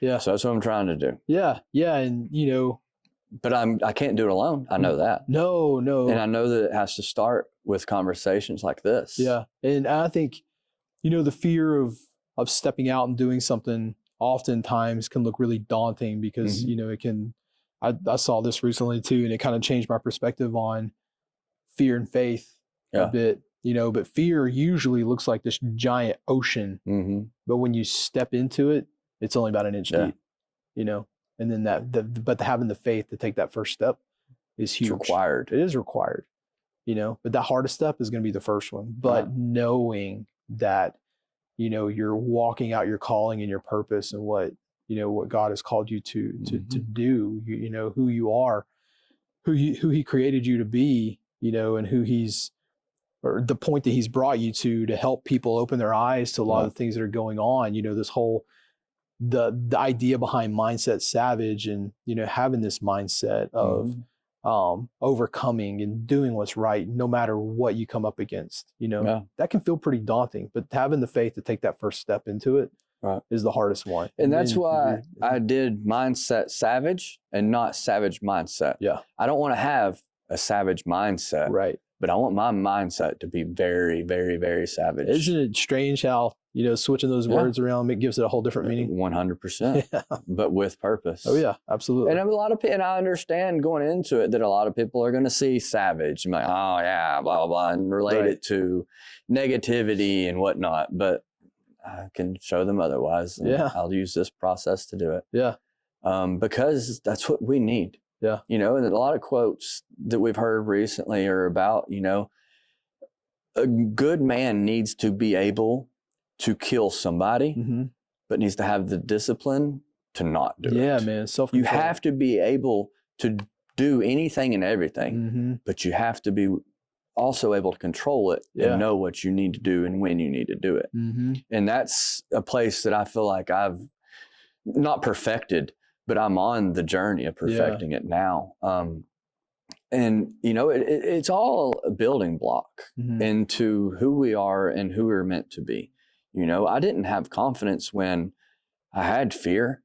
I didn't have confidence when I had anxiety, when I had depression, when I had things, but once I started putting things together and I started building those blocks up and creating that foundation, my confidence started building. The anxiety started lessening. The depression went away.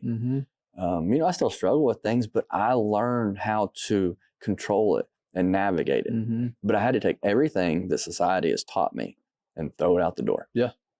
Because it is programming us to be the complete opposite. Yeah, absolutely. Filled with anxiety and stress and fear and uncertainty. And then you get the food and our water systems and air. And we're slaves to society. And that is not what the Lord intended us to be. And the last thing that the society wants, and you could even argue the last thing that a lot of churches want too, are strong, capable, confident people. Because then we're a threat. You're a threat to the programs and to the manipulation. Not saying that churches specifically are all manipulative. I've been around some that are, but man, society is.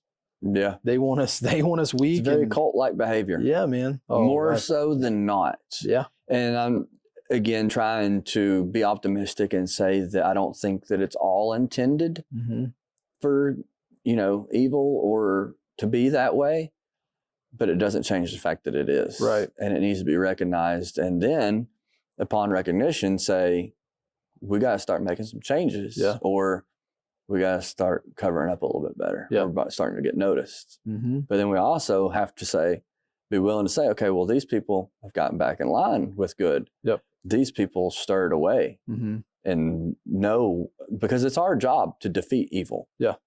It's wild to me how so many people are okay with our men and women going overseas and killing people on the false tense of it being good. Right.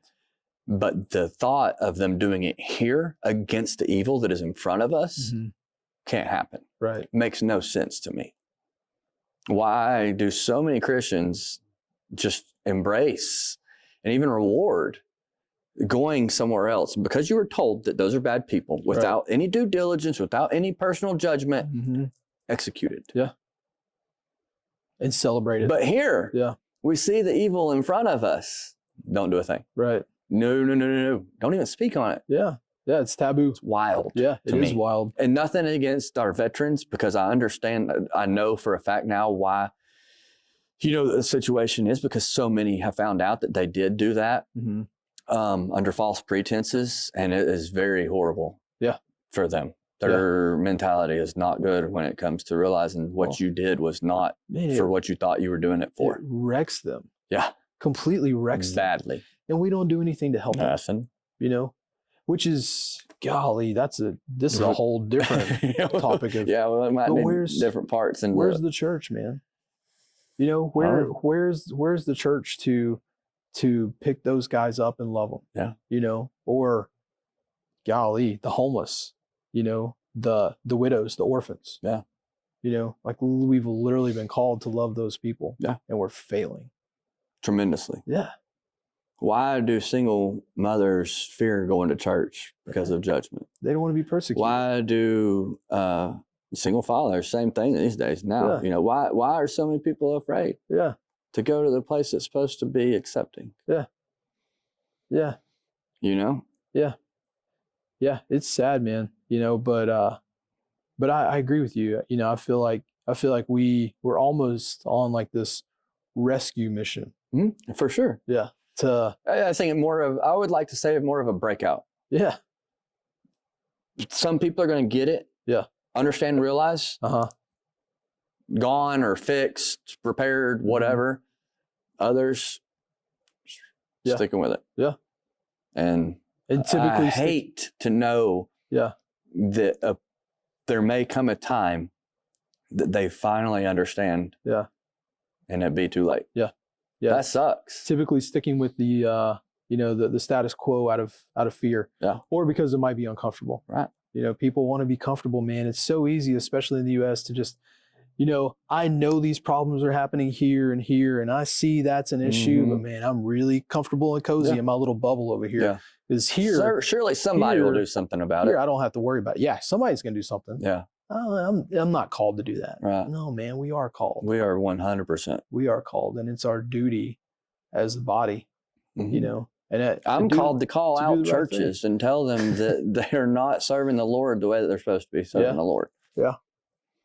Yeah. I'm here doing it, you know. It's not something that I enjoy. It's not actually I do enjoy it because I'm confident in doing the right thing. Yeah. I'm tired of feeling like I'm doing the wrong thing in regards to it. Right. But it's because that my view is not the status quo. It's not what everybody else wants. It's not the popular opinion. Right. But who wasn't the popular guy doing the right thing? Yeah. That's who I'm trying to live like. Yeah. You know? Yeah, he was put on a cross for it too. Yeah. Not saying you're going to be a martyr, but man, the persecution. There's not much worse that could happen. I've dealt with it a lot. I'm fine. Yeah. Yeah. I don't care. But I think that's what it takes, and that's not arrogant or egotistical. I don't have any of it. Yeah. I literally I'm completely fine where I am at in life to know that whatever I'm doing, I know is the right thing. Yeah. You know, I've gone through, I was telling you earlier, and not going to tell the world yet, but gone through a lot of things. Mm-hmm. And having the gratitude to just be alive today. Yeah. That's all I need, dude. Yeah, man. Everything else, byproduct. Yep. If I call out churches, okay, I'm still alive. My life's been worse. Yeah. You know, I mean, it's fine. Yeah. And it's going to be okay because I know I'm doing the right thing. Right. And it's empowering. A lot of people, if they could feel how I feel, man, this world would be back to where it was, if not better. Mm-hmm. And I don't believe in the whole make America great again nonsense or any of the political things. Mm-hmm. The Lord created this earth, and we are the ones that are in control of it. Yeah, absolutely. Absolutely. And I people just got to understand it, man. Yeah. And I don't know how to get them to do so. Man, I alluded to this a little bit earlier, just very briefly, but golly, the worst thing I think that the church could have done was wrap up politics. Yeah. You know, and should have never gotten involved. No. But no. Oh, it's yeah. Well, I mean, there's a whole movement, right? You know, but years ago, where it was, you know, if you capture the evangelical vote, then you win the, you know, you win the seats. Yeah. You know, win the presidency. But the wolf in sheep's clothing. That's it, man. That's it. But to infiltrate it, what it is, I mean, to take it back, I think what it truly is. Yeah. The devil infiltrated the church. Absolutely. Absolutely. But why did the church allow the devil to come in? Well, wolf in sheep's clothing. You know, they're blinded by it. Not everybody. Not everybody, but a lot of people. I'm not actively involved in a church and haven't been in 20 years. And I see it. Right. Yeah, but it's so is it that bad when you're in it that you don't see it? Because then we're at a whole different problem. I think the messaging is such. Yeah. You know, where you're right in the middle of it and it's right here in your face. You know, it's hard to see something here, but when you take a step back and see the bigger picture, per se, yeah. When you take a step back and see the bigger picture and realize that, you know what, like maybe this stuff is not in line with what I truly believe, you know, or what the Word of God says. Yeah. And now I'm only basing what I can say off of what I've seen. Sure. But you know, another thing, what I see is people look to it for a false sense of security, and that gives you those feel good feelings. Oh yeah. You know, whatever's going on in life. When you walk into the church, they're right. Your life does get better. But it's not because the action steps that you're taking. Right. You just surrounded yourself with a bunch of other people that don't want to accept reality. Yeah. Yeah, no doubt. You know, not exactly that, but almost. Sure. Yeah. You know, and so no one's helping each other at that point. You're actually doing more harm than good. Yeah. You're putting fuel on a fire. Yeah, you are, and it's a fire that's growing ever larger, dangerously. Yeah, every single day. And it's a fire that strong, good Christian men and women are going to have to put out. Right. They're going to have to take the steps. They're going to have to stand up. But why? I mean, now's the best time to do it. Yeah. Because no one else is. Right. Nobody. And I think now is the time. And everybody's looking for somebody. Exactly what I was going to say. Now's the time where people are searching for it. Yep. They want so bad. Everybody's looking for who's going to save them. Well, everything you see everywhere is just complete BS. You know, you can't trust the media. You can't trust social media. What is it? 90% of the stuff that's put on social media is false and manipulated. And so, you know, when the algorithm controls everything. People just want authenticity. You know, and there's nothing more authentic than Jesus. Right. You know, and the church has got to figure out that an authentic Jesus is going to be the most life-changing thing for everybody. Right. You know, and but unfortunately, you know, a lot of places are still living in fear, you know, and not wanting to be canceled, you know, and so Jesus is a very... I feel like they're also just stuck in a snowball of putting a Band-Aid on the problem. Yeah, for sure. You know? For sure. But like, Jesus is a very controversial topic that people don't want to talk about. The performance and the setup and the shows of it all. Yeah. But the heart of it is a person right here talking to these people. Yeah. All the production stuff is cool. It's like the icing on the cake. Sure. That's not a necessity. You know, and I for a while, like, you know, when the kind of the rock and the contemporary stuff kind of came in, I understood that I was a little bit against it, but that's just because of my traditional kind of programming, brainwashing type things, you could say. I'm a little bit more open to it now, but I also understand that there's different vibes for different people. Mm-hmm. Some people need that, but that doesn't need to be what the focal point is. Right. Have all of that because that's the environment that the people like and feel comfortable in and enjoy, but don't have all that to get the people there. Right. Man. Yeah, absolutely. Yeah, I mean, we're talking about celebrity Christianity earlier, and, there's a whole big movement, and people kind of speaking out against that, with a lot of the worship collectives and, preachers and, the authors and all these people, they're being put on this pedestal, and people are putting them on the pedestal instead of putting Jesus on there, and you're talking about the big productions and everything. The lights and the big drums and, all the smoke and stuff, I saw one church that had, people, on basically like zip lines, playing Little Drummer Boy over the heads of the people in the congregation, and was Jesus in there at all? I mean, I'm not going to say he wasn't, but I don't know. I mean, I wasn't there, but I can say that the most impactful. But if that's not front and center, right. We're doing it wrong. But man, as a worship leader, and I've been all over the world leading worship, and I know the single most impactful moment was at a youth conference that I was leading worship at in Elyria, Ohio, little bitty town. There were maybe 50 people there, tiny. And we led worship from behind a curtain. Nobody could see us. I couldn't see the congregation. And I've never seen or been a part of a service that was more impactful than that. I wasn't playing to people out here. They weren't looking at me, right? But the weight and the glory of heaven fell in that place that day. That was one of the most life-changing moments I've ever experienced because we weren't playing for people, right? We were genuinely leading worship and ministering to the heart of God. Yeah. And inviting these people who couldn't see us into that. And I was absolutely wrecked. Yeah. Because I wasn't the one on stage. Right. It wasn't about me. It wasn't about my bandmates. It wasn't about anybody out here. It was about him. How many people were out there? I have no idea. Maybe 50. I don't know. Okay. Not a lot. It was a small youth conference for a couple of youth groups that we were doing. And I knew some of the kids because we spent a week with them. But that one, I'll never forget it.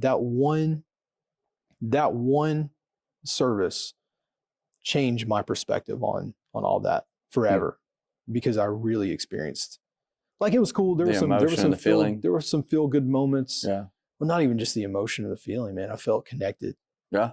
Yeah. It was the pureness then, right? Yeah. It was just completely, like, I felt like I was in the throne room, man. Yeah. It was wild, So that's how I think that the experience is supposed to be. Yeah. What if your pastor was standing behind back here speaking to these people? Because in the congregation, anxiety, depression, stress, family issues, work issues, personal issues, societal issues, blah, blah, blah, blah, blah. Anytime eye contact's being made, how are those people receiving that? Yeah. Anytime something being said and looked away and this, that, and other, and vice versa, that level of intensity can be hard if people aren't built to understand it. Yeah. And at a place to be able to, I guess, go through an experience on both sides. So I think that's why small community is also important. Yeah. Because it's, listening to a sermon from somebody, preaching, they might have a lot of really good points, but man, how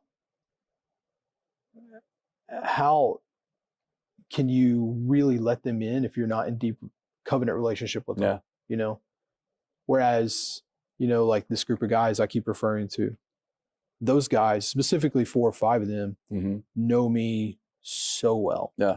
Because I let them in, and so they can speak those things. Maybe that's it. Maybe the pastor and other heads of churches or something need to be a little bit more personal with people. Yeah.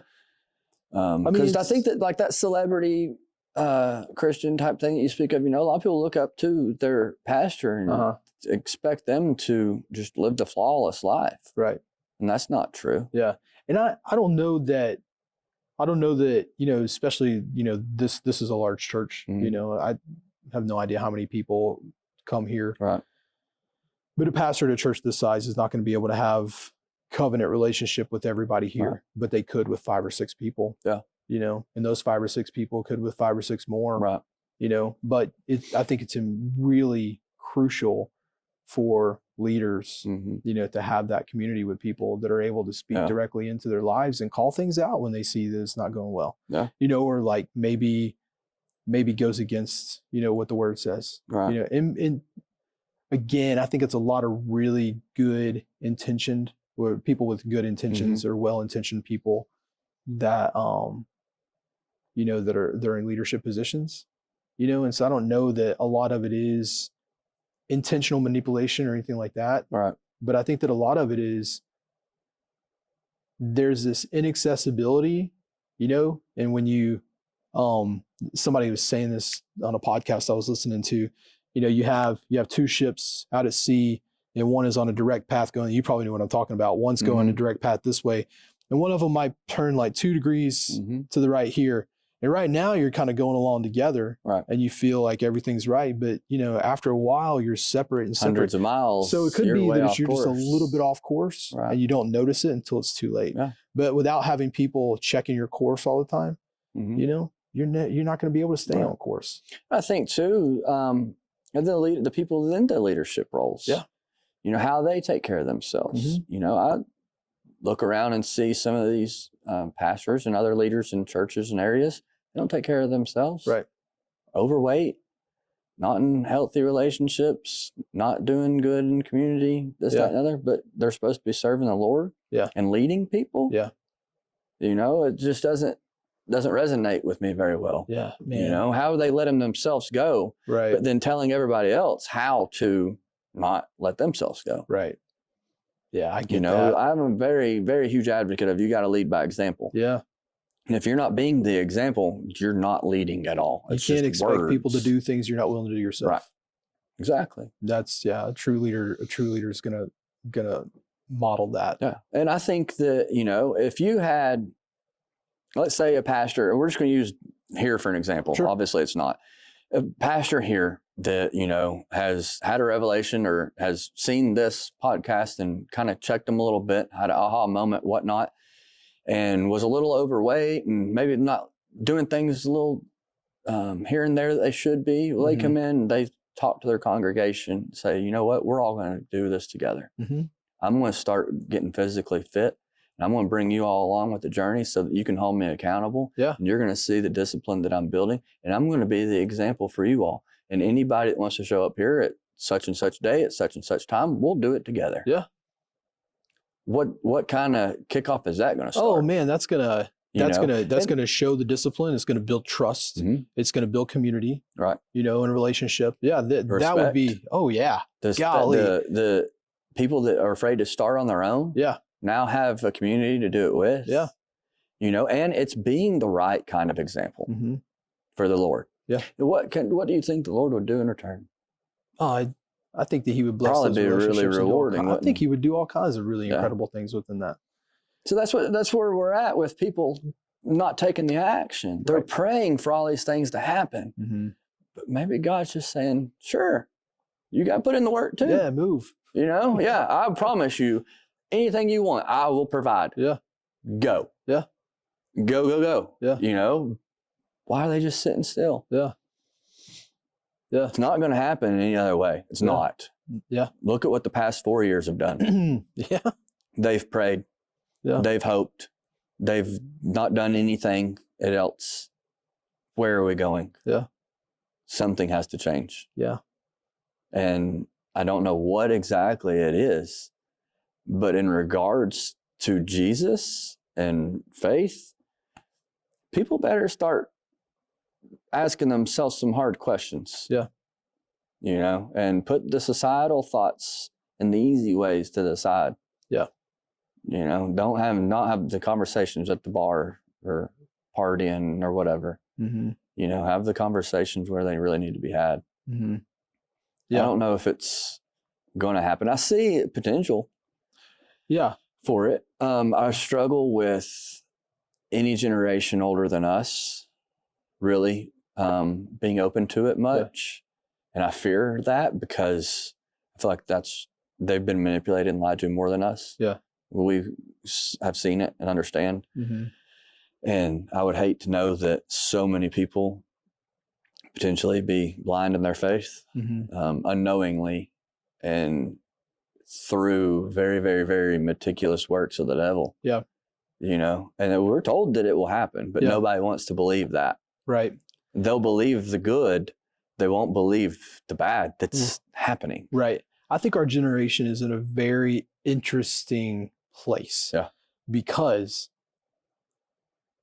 you know, we've lived in an era that the older generations are familiar with, and we've lived very much in our youth in an era that the younger generations are familiar with and have grown up with. From our adolescence to the teen years, we lived the same life they lived. We did. Yeah. For the most part. Yeah, we did. And so we know how, you know, as a generation to speak to both. And I think it's going to take a lot of people in this era, you know, to boldly speak truth and life into people, and in a way that they are able to connect with the older generation and the younger. I think we're in an interesting place in history. I can't think of another time where you've had a group of people, you know, on a large scale that have been able to understand and relate to two very different generations. Yeah. You know, you think the boomers and the Gen Zers are so far apart, you know, but we can connect with both of them in much different ways because we were right smack dab in the middle of the time where everything changed. I mean, that was our childhood. Rapidly. Yeah, very rapidly. You know, we were the we were the last ones to the table, you know, of how the old ways were, you know, but we understand still and we remember, but we are the early adopters of how things are now. You know, and so I try to navigate that a lot. Yeah. As I try to think that life is using COVID as the staple point there of life before and life after. And even through my personal experiences, life as a younger child and now, and just looking at society, what caused stress then that doesn't, you know, cause stress now, what causes stress now that doesn't cause stress then, and, you know, try to figure out, because life wasn't perfect then. We still had issues and struggles and things. We just weren't even open to some of them.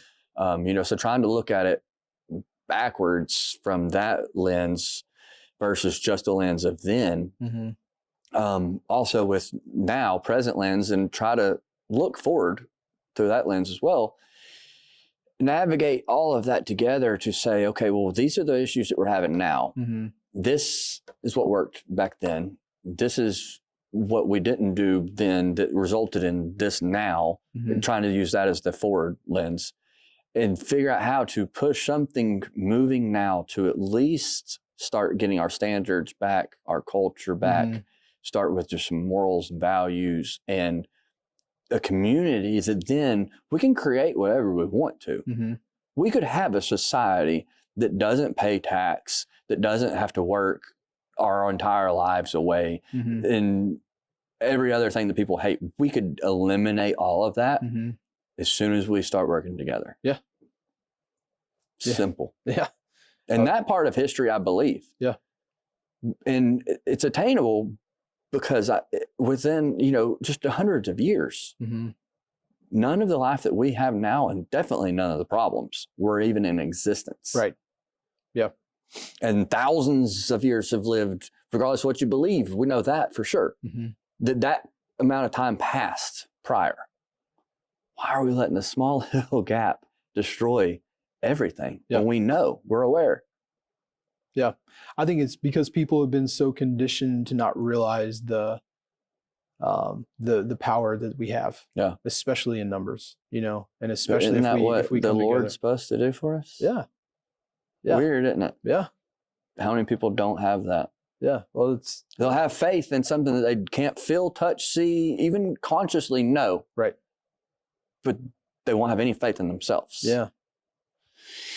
It's so scary to me. It is scary, you know, but then that makes me wonder, do they really have true faith, or are they telling themselves that for the feel-good emotions? Yes, and I keep saying this phrase. It goes back to identity crisis. We live in such a self-deprecating society, where the standard is put in our face. It's these bodybuilder guys, or these beautiful women that and all these standards are set so just abnormally high that people lack the self-confidence that it takes. Done on purpose. Absolutely done on purpose. All you gotta do is recognize it and then adjust accordingly. But it's an identity crisis because, again, that true deep relationship with the Lord, helps to perpetuate that confidence in your identity and who you are. Because you're not questioning everybody else. He's telling you every day. And all it takes is this. Yeah. Absolutely. To get away from that. Yep. But it can snowball just like the other did for positive versus negative. But this has become so hard of a thing to do, having hard, not that this is a hard conversation, because you and I are on the same page about a lot of things, but for you to sit down and have a conversation like this with a lot of people would be very difficult. Well, I'm going to give it to the world. Oh, I know. I don't know how many people will see it or won't. I hope a lot do. Yeah. But I still consciously know that. Yeah. And just a few short years ago, I wouldn't have felt confident in doing that. I wanted to, but I just wasn't there yet. Right. I'm there now, and it's exhilarating. Yeah. And so now I understand, okay, it took me 20-something years to fight all the struggles that I've gone through to get to this point where I just have enough gratitude to be happy to be alive every day. That's all that I need. Now, how can I fast track that for other people? Right. Because I don't want anybody to experience the hell that I've experienced. Yeah. When I got myself off of all the mental health medications that they had me on, I experienced wanting to die, but not wanting to kill yourself. Right. That is worse. I've had thoughts of suicide in life and things. That's a complete different story. To want to die, but not want to kill yourself. Yeah. And it's just that was just from what I was going through with the physical things and mental things of going through on top of COVID, right? Scamdemic, whatever. And then people in my messages telling me that they wished I died and stuff. I was like, yeah, no joke. I wish I died too, but I'm not. So I've got to figure out what I'm doing here. Yeah. And through that is when I started really learning how to navigate this journey that I'm on now of, okay, well, I've already been at the absolute lowest and there's only one person that got me through it. Yep. No one else. So I'm going to stick with them, and we're on this journey now. Yeah. And I'm taking everything that I've learned prior to that point in time, all the struggles that I've gone through, and then everything I'm learning post that. Yeah. Into present, that I navigate through it. And I really think, I even think prior, when I was posting stuff in regards to it, I've just experienced enough. I've gone through enough. I've always been self-employed. So I understood the freedom aspect. I understood a lot of things that a lot of people don't. But I've been private with my life, and I understand that didn't help any credibility when it came to things. But I always just knew what I was saying was true. Other people didn't have the confidence in me. Yeah. So I had to build myself in a way that I knew that they could gain that confidence in me. Yeah. And of course, true with delivery and an understanding of what, if I'm going to take this journey on, how large scale it can be, how to speak to a diverse amount of people, how to communicate in a way that is receptive on when I have such strong values and views and beliefs that are unwavering for sure. But not only to speak with those, but to allow that to also be an example and motivation for others to want to have. Right. And I'm hoping that through more conversations, I'll learn more and I navigate it better. Yeah. But I know confidently now that I'm in a much better place with it than I was. Yeah. And that is all that it takes to pick up the phone and say, hey, do you want to be a guest on the podcast? Sure. And to keep moving forward. Yeah. And I think you're doing the exact right thing, in order to be able to speak to a broad audience, you've got to be willing to have conversations with a lot of different people. And sounds like you're willing to do that, especially, and, something I can say, about you is that, we haven't known each other on a personal level, for a very long time, but I've known of you for a long time and growing up in the same town. But you've always been very steady and very consistent. You're non-wavering, and I appreciate that because, you're grounded in who you believe that you are, and your principles and everything. It wasn't always the best version of who I was. Yeah, but golly, man, it's, you've been able to maintain this level of consistency in what you believe, and being willing to be questioned, being willing to have hard conversations. But some people, I invite that in more than people think. Yeah, and I do too. And I think it's just the way that I invited it in before was a little bit. Yeah, but I mean, when you're confident in who you are, and you're outspoken about the things that you believe in, a lot of times, oftentimes, probably more so than not, people are terrified because they, maybe they lack the confidence, which goes back to a much deeper problem. Yeah. And I come up against that a pretty decent amount. I'm thankful that I have people that are willing to have those conversations with me, but it's something that's so needed. And again, I think, having the ability or, inviting people in to have those conversations is going to be, a launching pad for a lot of change. Yeah. I've always considered what you spoke about, and thank you for that. I always considered that my constant pursuit of excellence, being the best version of myself that I can be. And it's through failure, through whatever. I might not have always been on the right path, but the path was the same. The end result was the same. And that was to always be who I am, to be free, to be, a help to others, hopefully a light to the world. And I think that I've always done that. I think that my approach has definitely not always been the best, but now more than ever, I think that the world is full of people like you and I. Yeah. People that feel the way that we do on things. And that's what we're looking for. And I think that that's where the change really starts. And so for me now, a few years ago, before scamdemic stuff, I couldn't have been talking about this stuff because the world didn't need it as much, or maybe I could have, and it just would have been a different time. But now it's what's needed. And I've always asked myself this quote since probably my early 20s: if not you, who? And if not now, when? Yeah.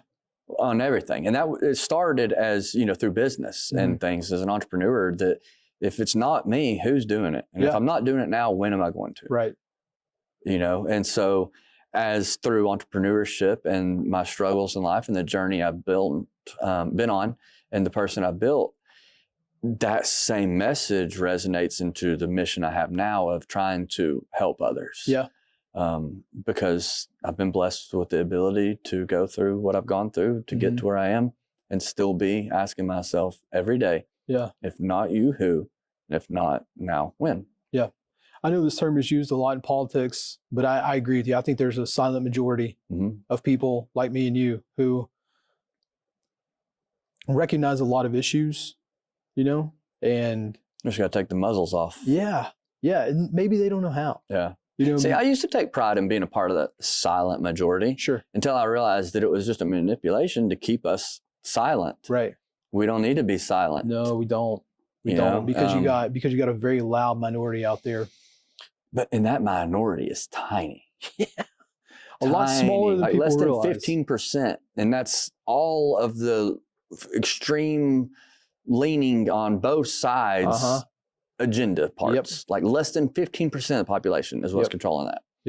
Registered population, of course. But that's what's controlling the entire narrative, because the majority is remaining silent. Yeah, and the last thing that they want is for us to start talking. Right. I'm afraid now that we've been silent for too long that when we do start talking, bad things are going to happen. Yeah. I think that they've prepared enough for that. Yeah. I won't even get into that right now, but I think that if people don't act fast, it could get bad for us, especially. And that's when the Christians need to act more than ever. Yeah. Because even when things do get bad, if shit hits the fan, when you have faith and when you have a community, when you all are working together in, you know, trust and respect, you have a lot of chances of survival. Yeah. When y'all are against each other, you're afraid to admit that you need help, and you're afraid to say that you can't do something, and you're ate up with anxiety and depression, you're going to sit there and you're going to rot. Oh, yeah. And it won't take very long. And it doesn't help that the majority of the people in our society are on medication that keeps them quiet. Yeah. That stuff they had me on numbed me. Yeah. It didn't keep me quiet, but it numbed me to a lot, and it kept me from realizing a lot of things. Yeah. You know, and I've struggled through all that stuff, but yeah, what's going to happen when they can't get to that stuff? They rely on it. I thought I couldn't live without the stuff they had me on. They had me programmed to, I would not be able to live without it. Yeah. Here I am thriving. Yeah. It's been hell, and it still is in a lot of ways, but I own my mind. Yep. And that's all I ask for. Yeah. Yeah. Yeah, it's tough, man. And, you know, because there's Jesus, there's still hope. Yeah. And that's what I hold on to. You know, to look around at, you know, the state of the church and the state of society and the state of politics and just really everything that's going on in the world right now. You know, man, it's real easy to be hopeless. But, man, knowing Jesus gives me hope. Right. But if you look at it through a different lens, it's now more than ever has an opportunity to have hope. Yeah. We're at the bottom. Yeah. All it takes is just a few of us starting to get together and working, and we're already outnumbering everybody else. Right. Nobody's doing it. Yep. And I think that, you know, I do think there's an aspect of fear that, you know, like I have fear that is rightfully so, of canceling, of saying things that are going to get me, you know, shut up, or saying things that might get me on certain radars that if I'm not already on, I definitely will be on, and things. And I like not having those complications. Right. But, you know, at this point in time, I have to say my mission is more important than any of that. Absolutely. If they come for me, I do not want to ever kill myself. If they come for me, Noted. So be it. I'm prepared. Yeah. I'm ready. Yeah. I didn't lose all of my guns in a boating accident. Right. I'm ready for whatever comes. Yeah. But that's because I've been tested. Yeah. I've been built to be ready. Right. The struggles that I've been through have got me ready. Yeah. Everybody else is just looking at it from the wrong lens. Look at their struggles to say it's getting me ready to be who I need to be, not my life's so hard because I have these struggles. Yeah. Yeah. It's a mindset shift. You know? It sure 100% is. Yeah. But I also find in these places where everybody, you know, wraps around each other's struggles and not holding them accountable and telling them, you know, in uplifting ways they can overcome them. Yeah. And helping them do such. Yeah, walking. It's more about embracing each other's struggles and saying we're all in this together, but we're doing nothing. Yeah, man. Yeah. Opposed to we're all in this together. Let's get out and make it what we want it. Yeah, and the shame culture that surrounds a lot of church houses too. The people that speak out are shunned immediately. Yep. And that's a lot of cult-like behavior to me. That's got to change. 100%. That has to change. Again, man. Yeah, just so thankful for a community of people that aren't that way. Right. See, now I'm not a member of a church to speak out against, and I don't even want anything bad to happen to this one. I'm very appreciative that they've allowed us to be here. Yeah. But I'm in a situation where people can come to me and ask me questions about things. Yeah. No one's turning against me. I don't have them to. Yep. So I don't know. I think that the biggest thing is to get people questioning and to open their minds and to say, you know, it is possible that I do feel like I'm living my best Christian life and walking in my faith. I do understand that I feel that. Yep. But people need to understand that there's a possibility they've been misled. Yeah. And they need to check themselves at the door and go through and have a hard conversation with themselves, with God, family, community, and say, you know, this is where I'm at. And I feel like I'm doing pretty good. And I feel like my faith and my walk is pretty good. But I also understand that there's a potential I've been misled on some things.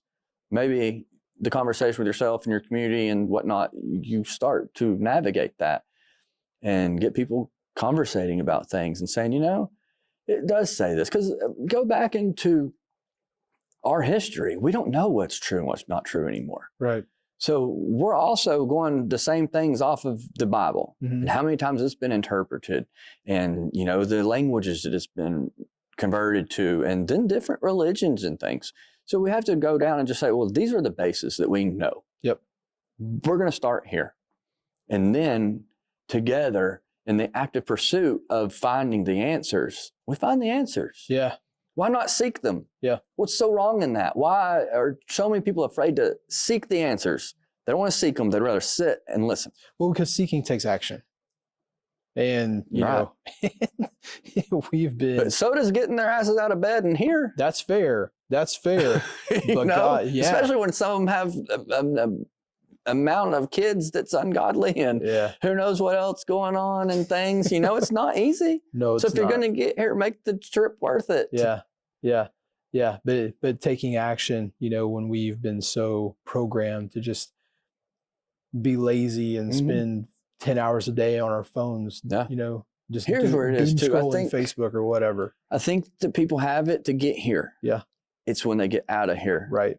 Monday to Saturday. Coming here feels good. Right. Monday to Saturday is when they lack that desire to put in the work. Yeah. Coming to church on a Sunday morning feels good. It makes you feel like you're a good person. Right. Even if you don't want to. Even if if you're struggling with the kids. Yep. It makes you feel like a good person. Right. But it's what's happening, in the secret place. What's happening when you're not inside the confines of a church building. What's happening in relationships. Those are the moments when it takes action to really dive down and get to the root of everything, to understand there's so much more for us, and there's so much richness and goodness that we can experience that we just don't. Right. And in us being lazy while we're doom scrolling or doing whatever we're doing, watching football on Sundays or, spending all day just, doing God knows what. Right. It's the people that are taking action. Well, there's a lot out there to distract us. Oh yeah. And to fill those voids and to, it's easier to do this than that. Yep. And it's done intentionally. Now I think that when people, for me, that's what really had a huge aha moment shift, was knowing how intentional all of the negative was. Yeah. And, that's the devil's work. Oh, yeah. In my eyes. And that's intentional. So then I don't even have to question it. There's no thoughts about it. There's no, well, is it maybe this? Is it maybe that? No, it's intentional. It's what it is. Yep. Reroute the course. Yep. That's all that it takes. But intentionality. People aren't prepared to understand that. Yeah. And that's where I don't know how to, as a culture, incite that movement of everybody just saying, we don't know nothing, but we know we can start all over today. Yeah. And basically that's what it is, what it can be. It's still starting over with the knowledge and experiences that we have and stuff, but it's that understanding that maybe everything's not as it is. Right. And I think that's where it starts. Thought-provoking. I think once people, for me, it was once I really realized, and this happened again, during COVID, mostly. Once I really realized how bad things have gotten. Yeah. At that point, I was like, man, I've got a little bit of a voice. Yeah. Enough to maybe empower somebody, right, who has a bigger voice, or maybe they don't realize the voice that they have yet. Yeah. But their potential. Yeah. But it was at that point, during all that I was like, you know what, there's something just dreadfully wrong with the direction that we're heading. Yeah. And they don't care about us. No. And it's not just they on a political level, it's a lot of people across the board. It's evil. Yeah. Evil is prevailing right now. And when you open your eyes to that and you realize that, there's so much better, we just have to be the ones to put our words and our feelings to action, and not just sit by idly while watching these things happen. that change can be made, but it's going to take a lot of us to do it. Yeah. You And a know, lot of just that in itself is just doing what you say you're going to do. right. That yourself, knowing that you've done that Yep. is what starts the process. Taking that first step. You know, but so many people, they know what they should be doing, Yep. and they're not. And over the course of time, that limits them more than it enables them. Yeah. Yeah. Fear is limiting You for know? sure. For sure. You know, but just understanding that fear is just this deep. Yeah, that's it. The only thing on the other side of it is everything else. Yep. That's all. Yep. I don't know how to, because I've always had to overcome things when I've been faced with a situation for the most part. I quit drinking because I wanted to. Nothing made me, but it got to a point where I needed to. Right. You know, there's nothing life-threatening that said, okay, you have to. But it's the same type of situation. It's always either I've acknowledged or something similar. But how do we incite that in people that are just living these cookie cutter lives that aren't really affected by much? I think you just keep talking about it. You know? Things you have conversations. Yeah. You know, look for opportunities, seize the opportunities, keep talking about it. You know, share hope with people. You know, talk about Jesus in a very real way with people. Or maybe talk to somebody that can communicate with them on their level where I may not be able to, or you may not be able to, but at least those conversations are happening. Yeah. Make yourself available. I think there's a lot of really small things that we can do. Yeah. Because to your point, you know, it's a lot of small steps are going to be very impactful. Yeah. You know, they're going to help us to overcome a lot of really big things. Yeah. Oh, I think that very small steps will be all it takes to get major ones moving. Yeah. But the small ones will be the hardest. Yeah. Just getting started. It's an interesting place to be. It is. For sure. It's a very interesting place in history. Yeah. I think there, you know, years from now, if they decide to keep history books around, you know, they're going to look back at this point in history. I don't think it'll tell the truth. No, hopefully it does. You know, hopefully we overcome and they do tell the truth. Hopefully our kids and our grandkids and the society that they live in is full of all the things that we long for. Yeah. You know, but it's going to take us to prepare. I don't know if it'll be in a book. Yeah. Yeah. Because if I had my ideal, there would be no books of history. Sure. You know, not collectively at all, but in that aspect, I think that's where things start getting manipulated and skewed and twisted and things, you know. And I really started understanding it in the beginning of the internet, really at the height of the scamdemic. Yeah. When you put people that are born and raised with certain values in a whirlwind with hundreds of thousands of other people that are born and raised with different values and beliefs and habits and cultures and societal differences and things, and you put them all tackling certain ideas and things, it's a recipe for disaster. Yeah. People aren't aware of that. They're talking to people in different states and other countries like they grew up and have the same thoughts and mindset that they do. Right. And it's not there. That's okay. What's not okay is the not understanding of that, because that just eliminates the ability to have conversations. Yeah, agreed.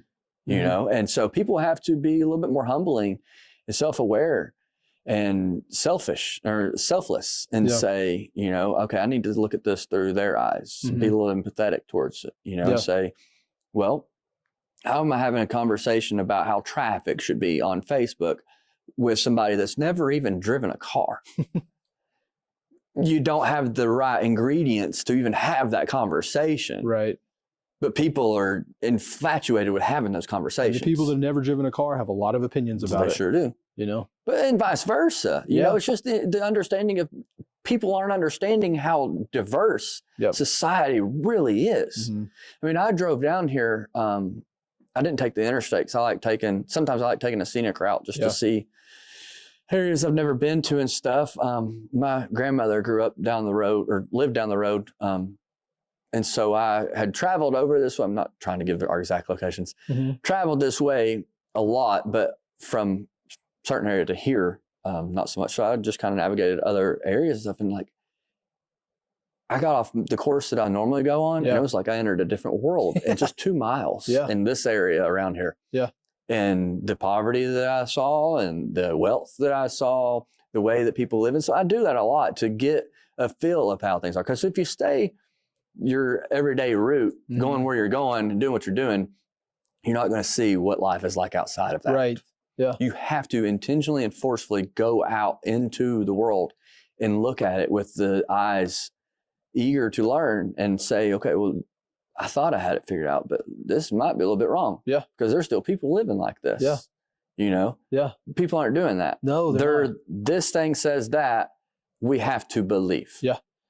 That can't be done anymore. Right. I tell you what, man, going overseas and, visiting other countries, have been some of the most eye-opening things to me, because their cultures are so different. Even traveling all over the U.S., and the differences between going to Montana and going to California and going to Florida, right, going to Pennsylvania, and Texas, everywhere in between. Cultures are so different, but oftentimes we try to make it all like this one size fits all, and that's not gonna work. And even now we're in a time where 2 political parties are trying to do it with society. Yeah. You're either this or you're that, and you can't. And when the majority of people are, and we're also inviting everybody else in that has no ideas what these or that's are. And the funny thing is, the majority of people are not this or that. None. No. You can have a little bit of each or whatever, and we just need to have life. Yep. Life of liberty, freedom, pursuit of happiness. Yeah. That's it. Mm-hmm. We don't need the rest. That's a conversation for a whole nother time of whatnot. But I really think that there's a lot that can be done governmental wise that if people would just get their heads out of their asses could change pretty quick. Yeah. Yeah. I think it starts here. Yeah. For sure. Yeah. Yeah. And it starts with the conversations about it. Yep. I would love to sit down with ministers, preachers, whatever, speak with them. I know a few that probably would be happy to. Would they? Yeah. Okay. I can introduce you. Yeah. And understand that I'm doing it to promote. Yeah. And incite good, not questioning out of bad or malice or anything. Yeah. Yeah. Actually, when But also, I'd like to approach one that's 400 pounds and say, why are you not taking care of your temple? Sure. You want to judge me for how I treat mine? Why aren't you treating yours properly? Yeah. It's actually funny when I was, talking to the person that allowed us to use the space, which I'm very thankful that they did. Yeah. But they asked, what's the topic of conversation? I told them, I said, well, it's gonna go where it goes. Right. I don't really know, but here's the baseline. Yeah. And he's like, awesome. Yeah. And so, maybe it will be welcomed more than I think. I think there are a lot of open-minded people. The area that we live in, per se, for the internet world to know, is very, very, very narrow-minded, shallow-minded, very closed-minded, very saturated with people like that. Yes. But I do know some people in this area that would be glad to have this conversation, who are in leadership positions in churches. And, again, I don't think it's everyone. I think that there's a lot of really great places out there that understand, that it's got to be a lot more than just your every day cookie cutter Sunday morning service. And people need to just not go to the place that's right down the road that's easy and convenient. They need to put some thought into where they're going and worshiping. But But I also think that would take customers out of the seats over here and put them in a house of the Lord to actually get some true worshiping done. Yep. And remove them from being a customer. Mm-hmm. Because that needs to happen. Yeah. And that's where conversations like this can say, and some preachers say, it's kind of like a vettedness. Now people watch and see, okay, well, that's alignment for me. That's what I believe. And if not 100%, it's a lot better than where I'm at. Right. Go there. When people start getting out of these seats, not saying these are bad, where we are, just as an example for where we are. Yeah. If they start getting out of these and going elsewhere, well, then maybe whoever's up here says, what's going on? Yeah. Do I need to make some adjustments? As sadly, with the generation of that and what they've seen and whatnot, I think that it's probably not as possible, but it's needed regardless, because when one gets wiped out, a new either comes or people are at the right place. Yeah. I think there's a lot of people that are entering leadership within the church community, or even really in this area, that are also open-minded and aware of a lot of the things that we're talking about. Yeah. And so I think that you're going to start seeing a shift in this area. I hope so too. But I really do believe that that we're on the cusp. We just have to take the right steps as people who understand that there's a lot of manipulation and a lot of false teachings that are happening. Yeah. And take a stand against it. And just misleading, and empower and support the people that are also willing to stand up against it. Yeah. I mean, obviously we are, but there's gonna be a lot of people that are gonna be. I can't say it's not easy, because for me it is. Yeah. Because I know it's what I'm meant to do. But it's not for everybody. But I understand for others that it could be the most terrifying thing they ever did. And they're probably going to be terrified of being canceled. But on the other side of that, man, so much freedom. Yeah. That's the thing. I think if people realize the freedom that they would experience on the other side of the chains would be so happy to dive 100% dive into it. And imagine the momentum that would take off after that. Oh my gosh. It'd be world changing. Yep. Yeah. Yeah. It's just a matter of understanding that there's so much freedom on the other side of the fear. Right. And taking that first step. First step's the hardest. I don't know if it is. No. I don't think taking the first step is the hardest. Okay. I think the willingness and the whole thought process just to get yourself to take that first step. Fair. I think the first step is actually pretty easy. It's everything leading up to it. Yeah. That's the hardest. Yeah. Yeah. Because once you are there, you're at like 90%. You're going to take that first step. You've done all the hard work already. Some may not. But I think it's everything leading up to it. But that's also where anxiety, depression, stress, fear, and all that live. Yeah. So you have to make that very, very, very narrow and short. You can't spend a lot of time there. Yeah. And where most people would just jump and then figure it out, opposed to try to figure it out and then jump, we would really be a lot further along. Yeah. Because there is no right answer. There's no recipe. Right. We don't know what we're doing. We really don't know what we're doing now. Yeah. We thought we knew what we're doing. We had some good ideas. Yeah. Now we've realized that that's not where they should be. Yeah. Which is cool. We have an opportunity to do something life-altering. Yeah. But enough people have to want to do it. They do. If not, if we don't do it, they're going to. Yep. That's where we're at. Good is either going to take back control or evil is going to win. Yep. I don't think people really understand that. I don't think they do either. I think that they still see right, left, or educated, uneducated, maybe good characteristics, bad characteristics, but not true good and evil. Right. Of living life to serving the Lord or living life to serve the devil. Yep. And you can't believe in Jesus without believing that the devil exists. Mm-hmm. So how come so many people are only believing in the Jesus part? They're not believing that all the pedophilia, the transgender movements, the indoctrination of children, the normalizing of so many unchristian, believable things. Yeah. They're being silent to it. Yeah, I think. So is that good being silent, or is that evil sitting back watching? And how do we know? Yeah, I think a lot of it is we've never, in this country,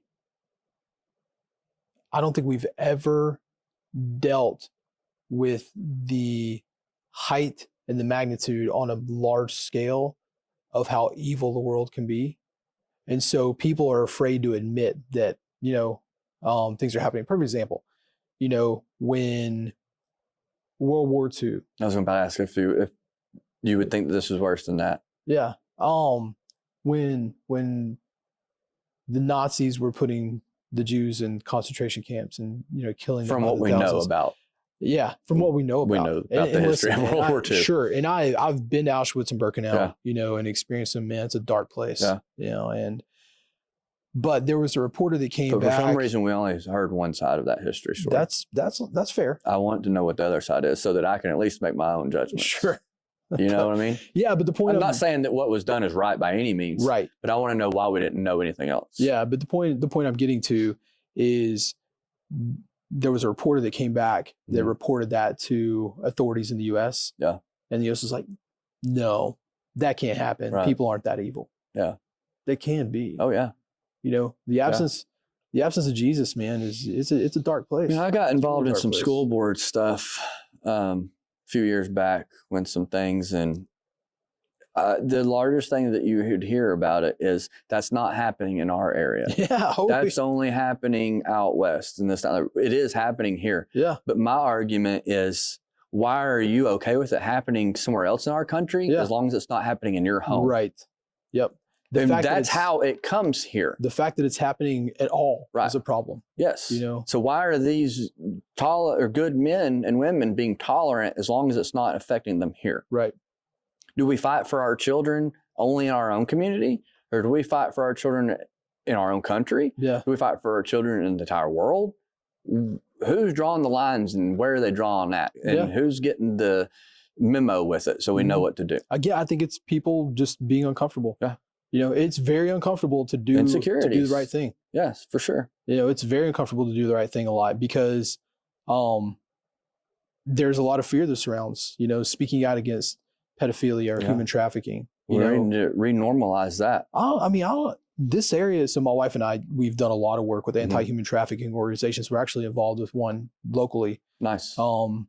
And this area is a hub because of where we're geographically located. And people, and I tell people that here, and they're like, no way. This is a small town. There's no way that's happening. Like, man, you have no idea. Our population quadruples on a day. Any given day can do that. Yep. People don't realize it. They don't. It's to the point now where I'm so aware, I can drive through certain areas and think that that's what's going on. Yeah. I drove through one not too long ago that I'm questionable about. I'm at the point I can, same. I can just. And there's times that I'm walking around in some areas, up around where you work and some other areas that I see stuff and I'm like, do I need to say something? Do I need to intervene? Do I need to?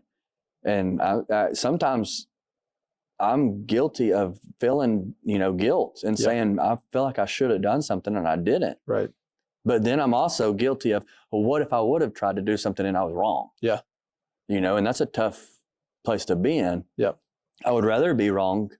I'd rather try something and be wrong for sure. But I also understand that society is not ready for that. No. Culture is not really accepting of that yet. And my tactics are a little bit different than most. Goes back to having those hard conversations, and people are not comfortable having them. But there's some hard conversations that need to be had. Yeah. Especially when it surrounds evil stuff like that. Yeah, for sure. And how we're not really perpetuating goodness and holiness the way that we should. Right. Yeah. And that could be it. I mean, that's evil. Mm-hmm. It's all that it is. It has to be dealt with. Yep. The book says what to do. Yep. Why aren't the followers doing it? Yeah. Yeah. What do you think? Wish I knew the answer. I do too. But listen, we've started the process. Yep. I feel like hopefully we'll figure it out. I'm on a mission too.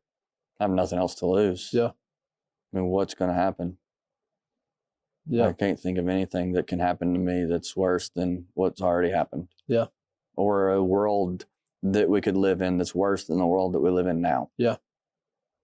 Yeah, can't get much worse. And it really can't. It really can't. Yeah. I think when it does, it'll be over. Yeah.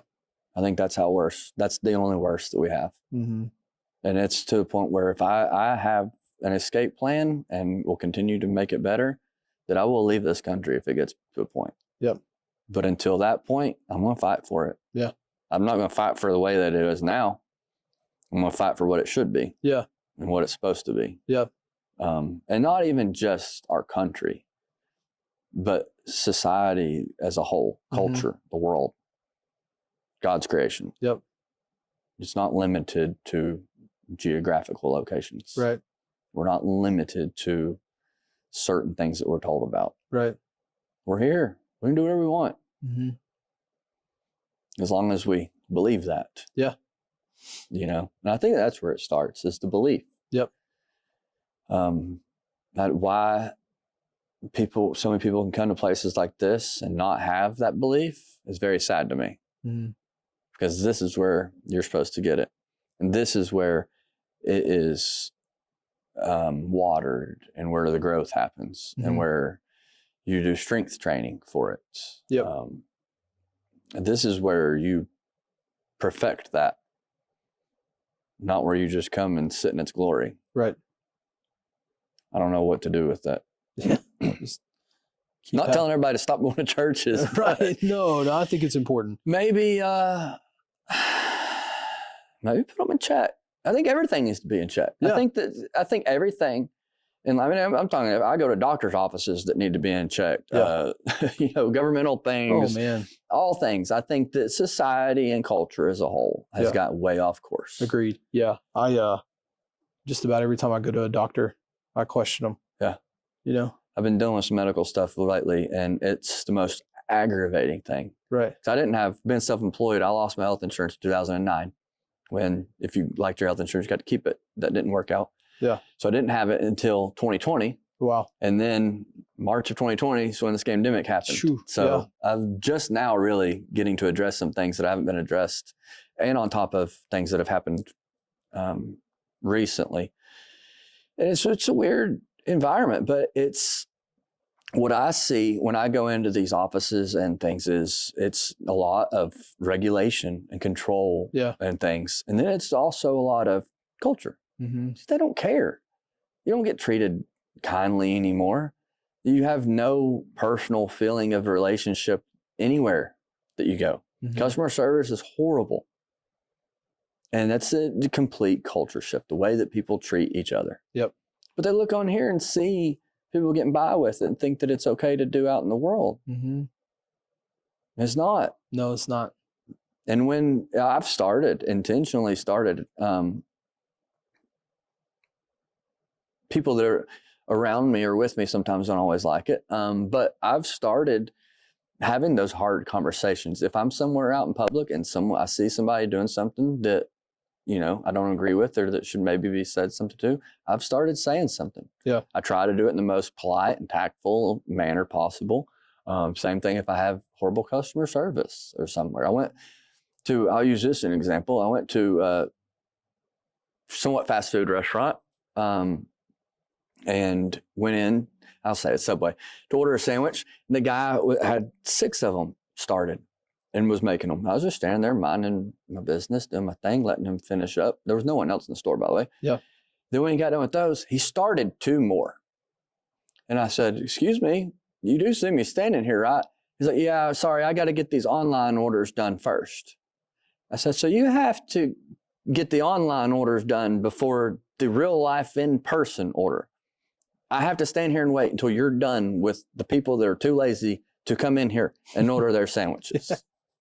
And he argued with me that is the way it had to be. I finally was able to have a conversation with him after staying there long enough to get him to understand how ass backward that is, and how he could tell his boss that it was more important to him to tend to the customer in front of him that could possibly give him a tip, opposed to the people that were too lazy to come into the store and actually get it. Yeah. But that whole society mindset is just completely, either they just don't care, or they're numb to it, or it's just trained and do what you're told and nothing else. Yeah. And not even acknowledging your existence there too. Right? Yeah. It's horrible. You know, people just don't know how to people anymore. Something as simple as that. Like, "Hey man, I'll be with you in just a second." But he said that his boss tells him that he has to do this before he helps the people in the store. Yeah.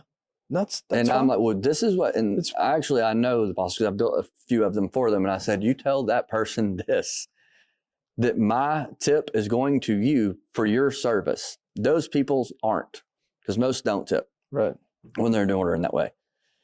And these relationships are how you get more people coming in. Yeah. But unfortunately, they don't want the people coming in. Yeah. You know, and it's weird because I've always thought that capitalism was a good thing, and I don't feel like regulation and control is something that I stand behind. Right. But these people out here that have the ability to not have any competition is not fair either. Sure. You know, and they get to set their rules and regulations, and just we all have to obey by it because there's no other options. Right. I don't like that. Yeah. I think that the ability to be competitive needs to be a little bit more available. Yeah. Which that could transpire into, you know, this type of a conversation too. Mm-hmm. If more people had the availability to reach others, I think that maybe we could get traction moving a little bit quicker. Yeah. Yeah. And I think the authenticity is the important part. Like, you know, just, yeah, that guy might be doing what his boss told him to do, Mm-hmm.